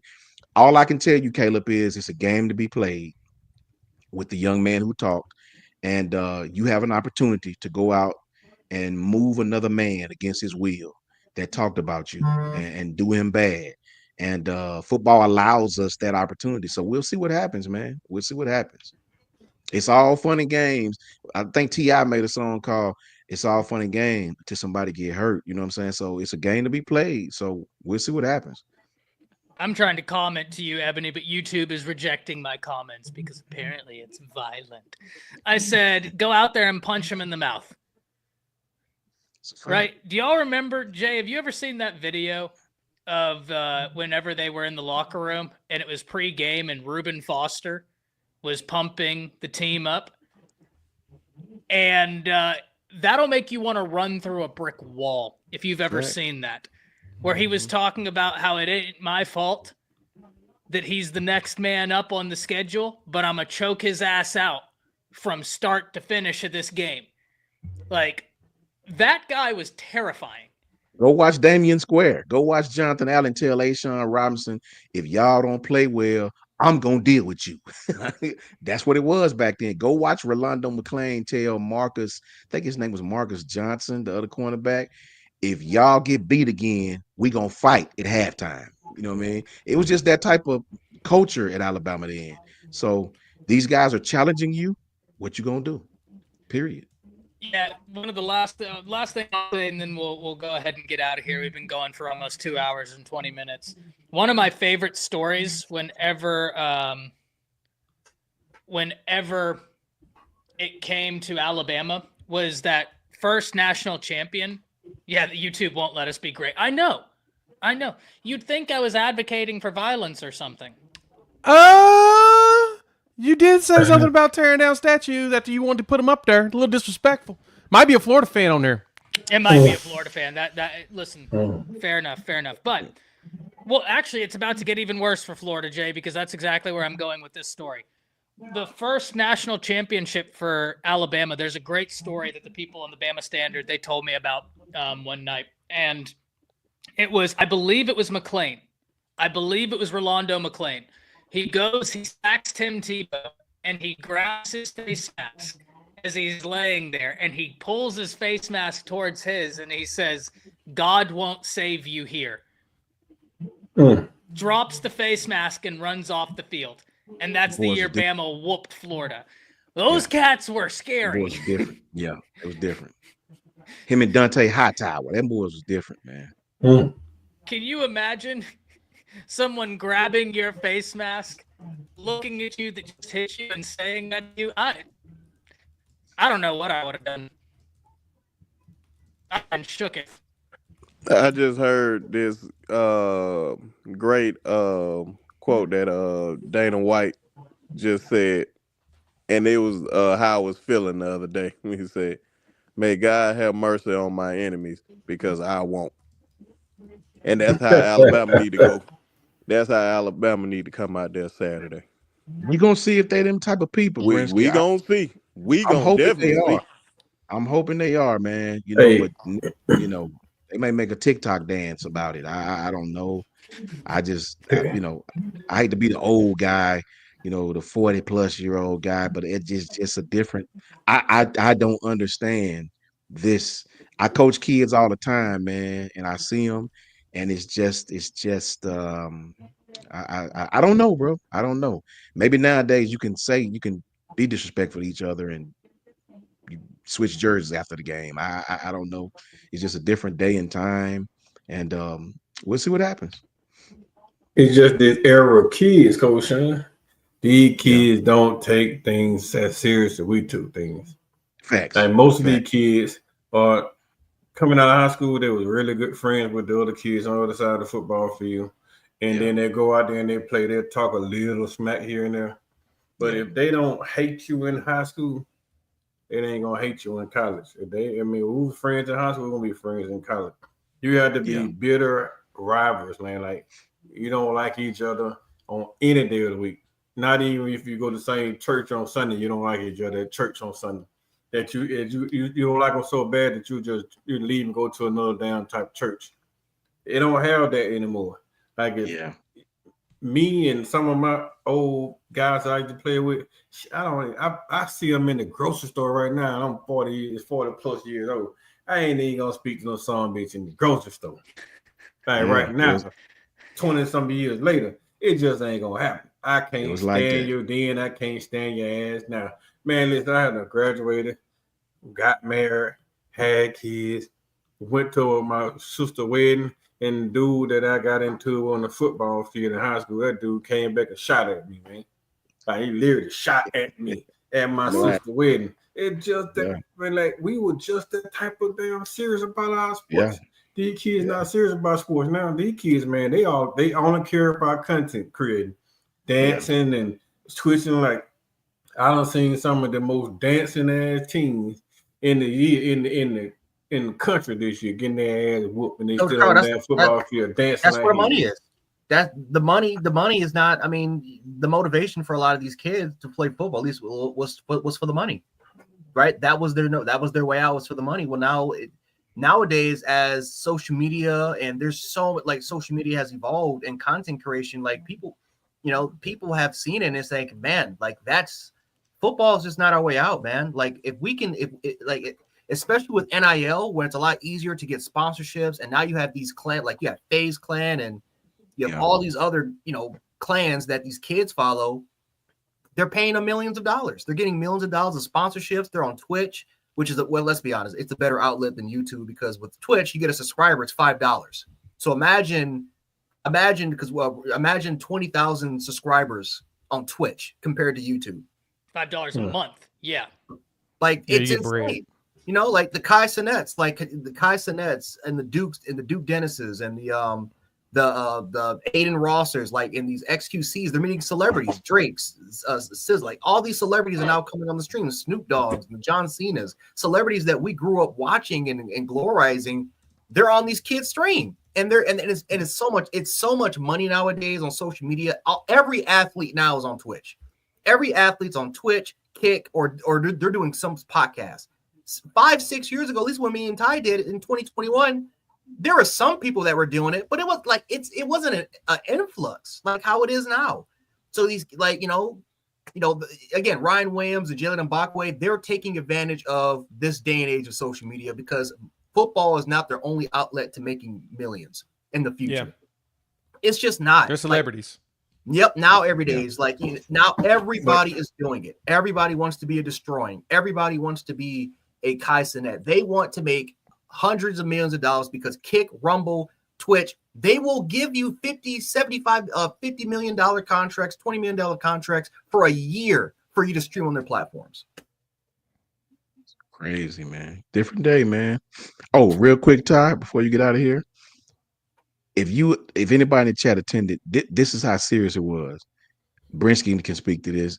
At Alabama A&M University, HBCU, we have a class you take as a freshman called Survivor Skills, where you got to take it as a freshman.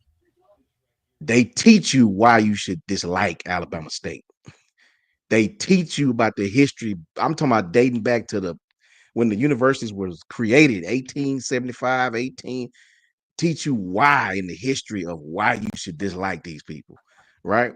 So they embed that in you as a freshman all the way through your whole university. So it's that intense, man. It's crazy. It's crazy. That's the type of hate we're here for. That's the type of hate we need. Guys, it's been an absolute pleasure. As always, when we end these streams, I'm going to go around the table, let everybody know where they can find all your great content. We're going to go reverse order because I have to keep you on your toes. Jance, I'm going to start with you. You can find me on Jance Sports on YouTube. See, I wasn't even ready. Jance Sports on YouTube. That's why I do it. Yeah.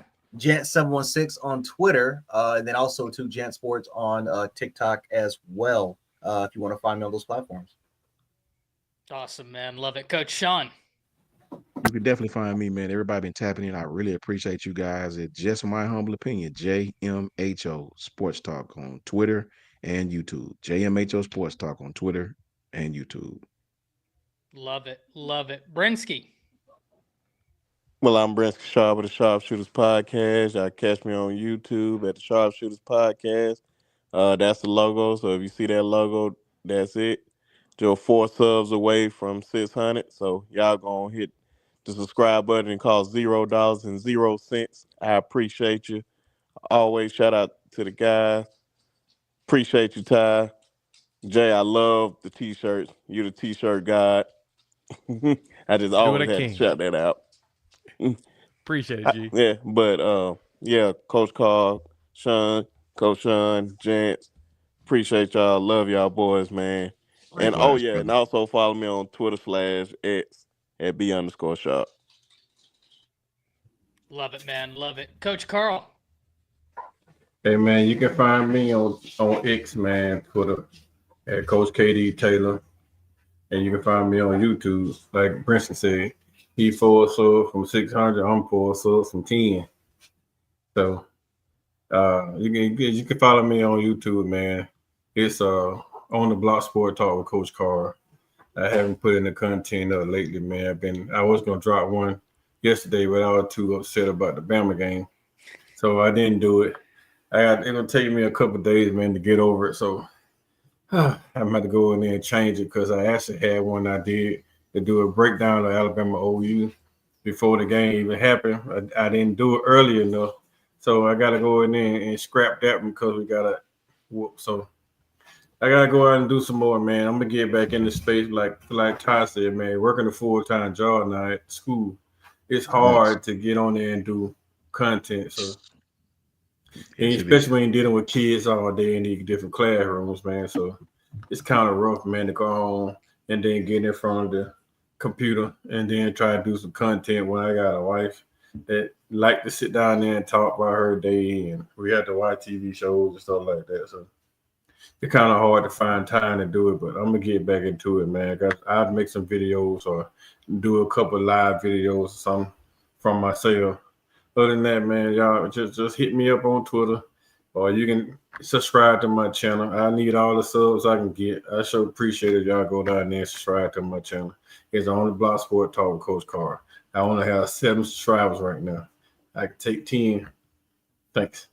We can get you to 10. Y'all be sure to go subscribe to Coach Carl's Thanks. channel. Going to be some great content over there, especially now that he's going to be having more free time. Football season for him. You're free now, aren't you?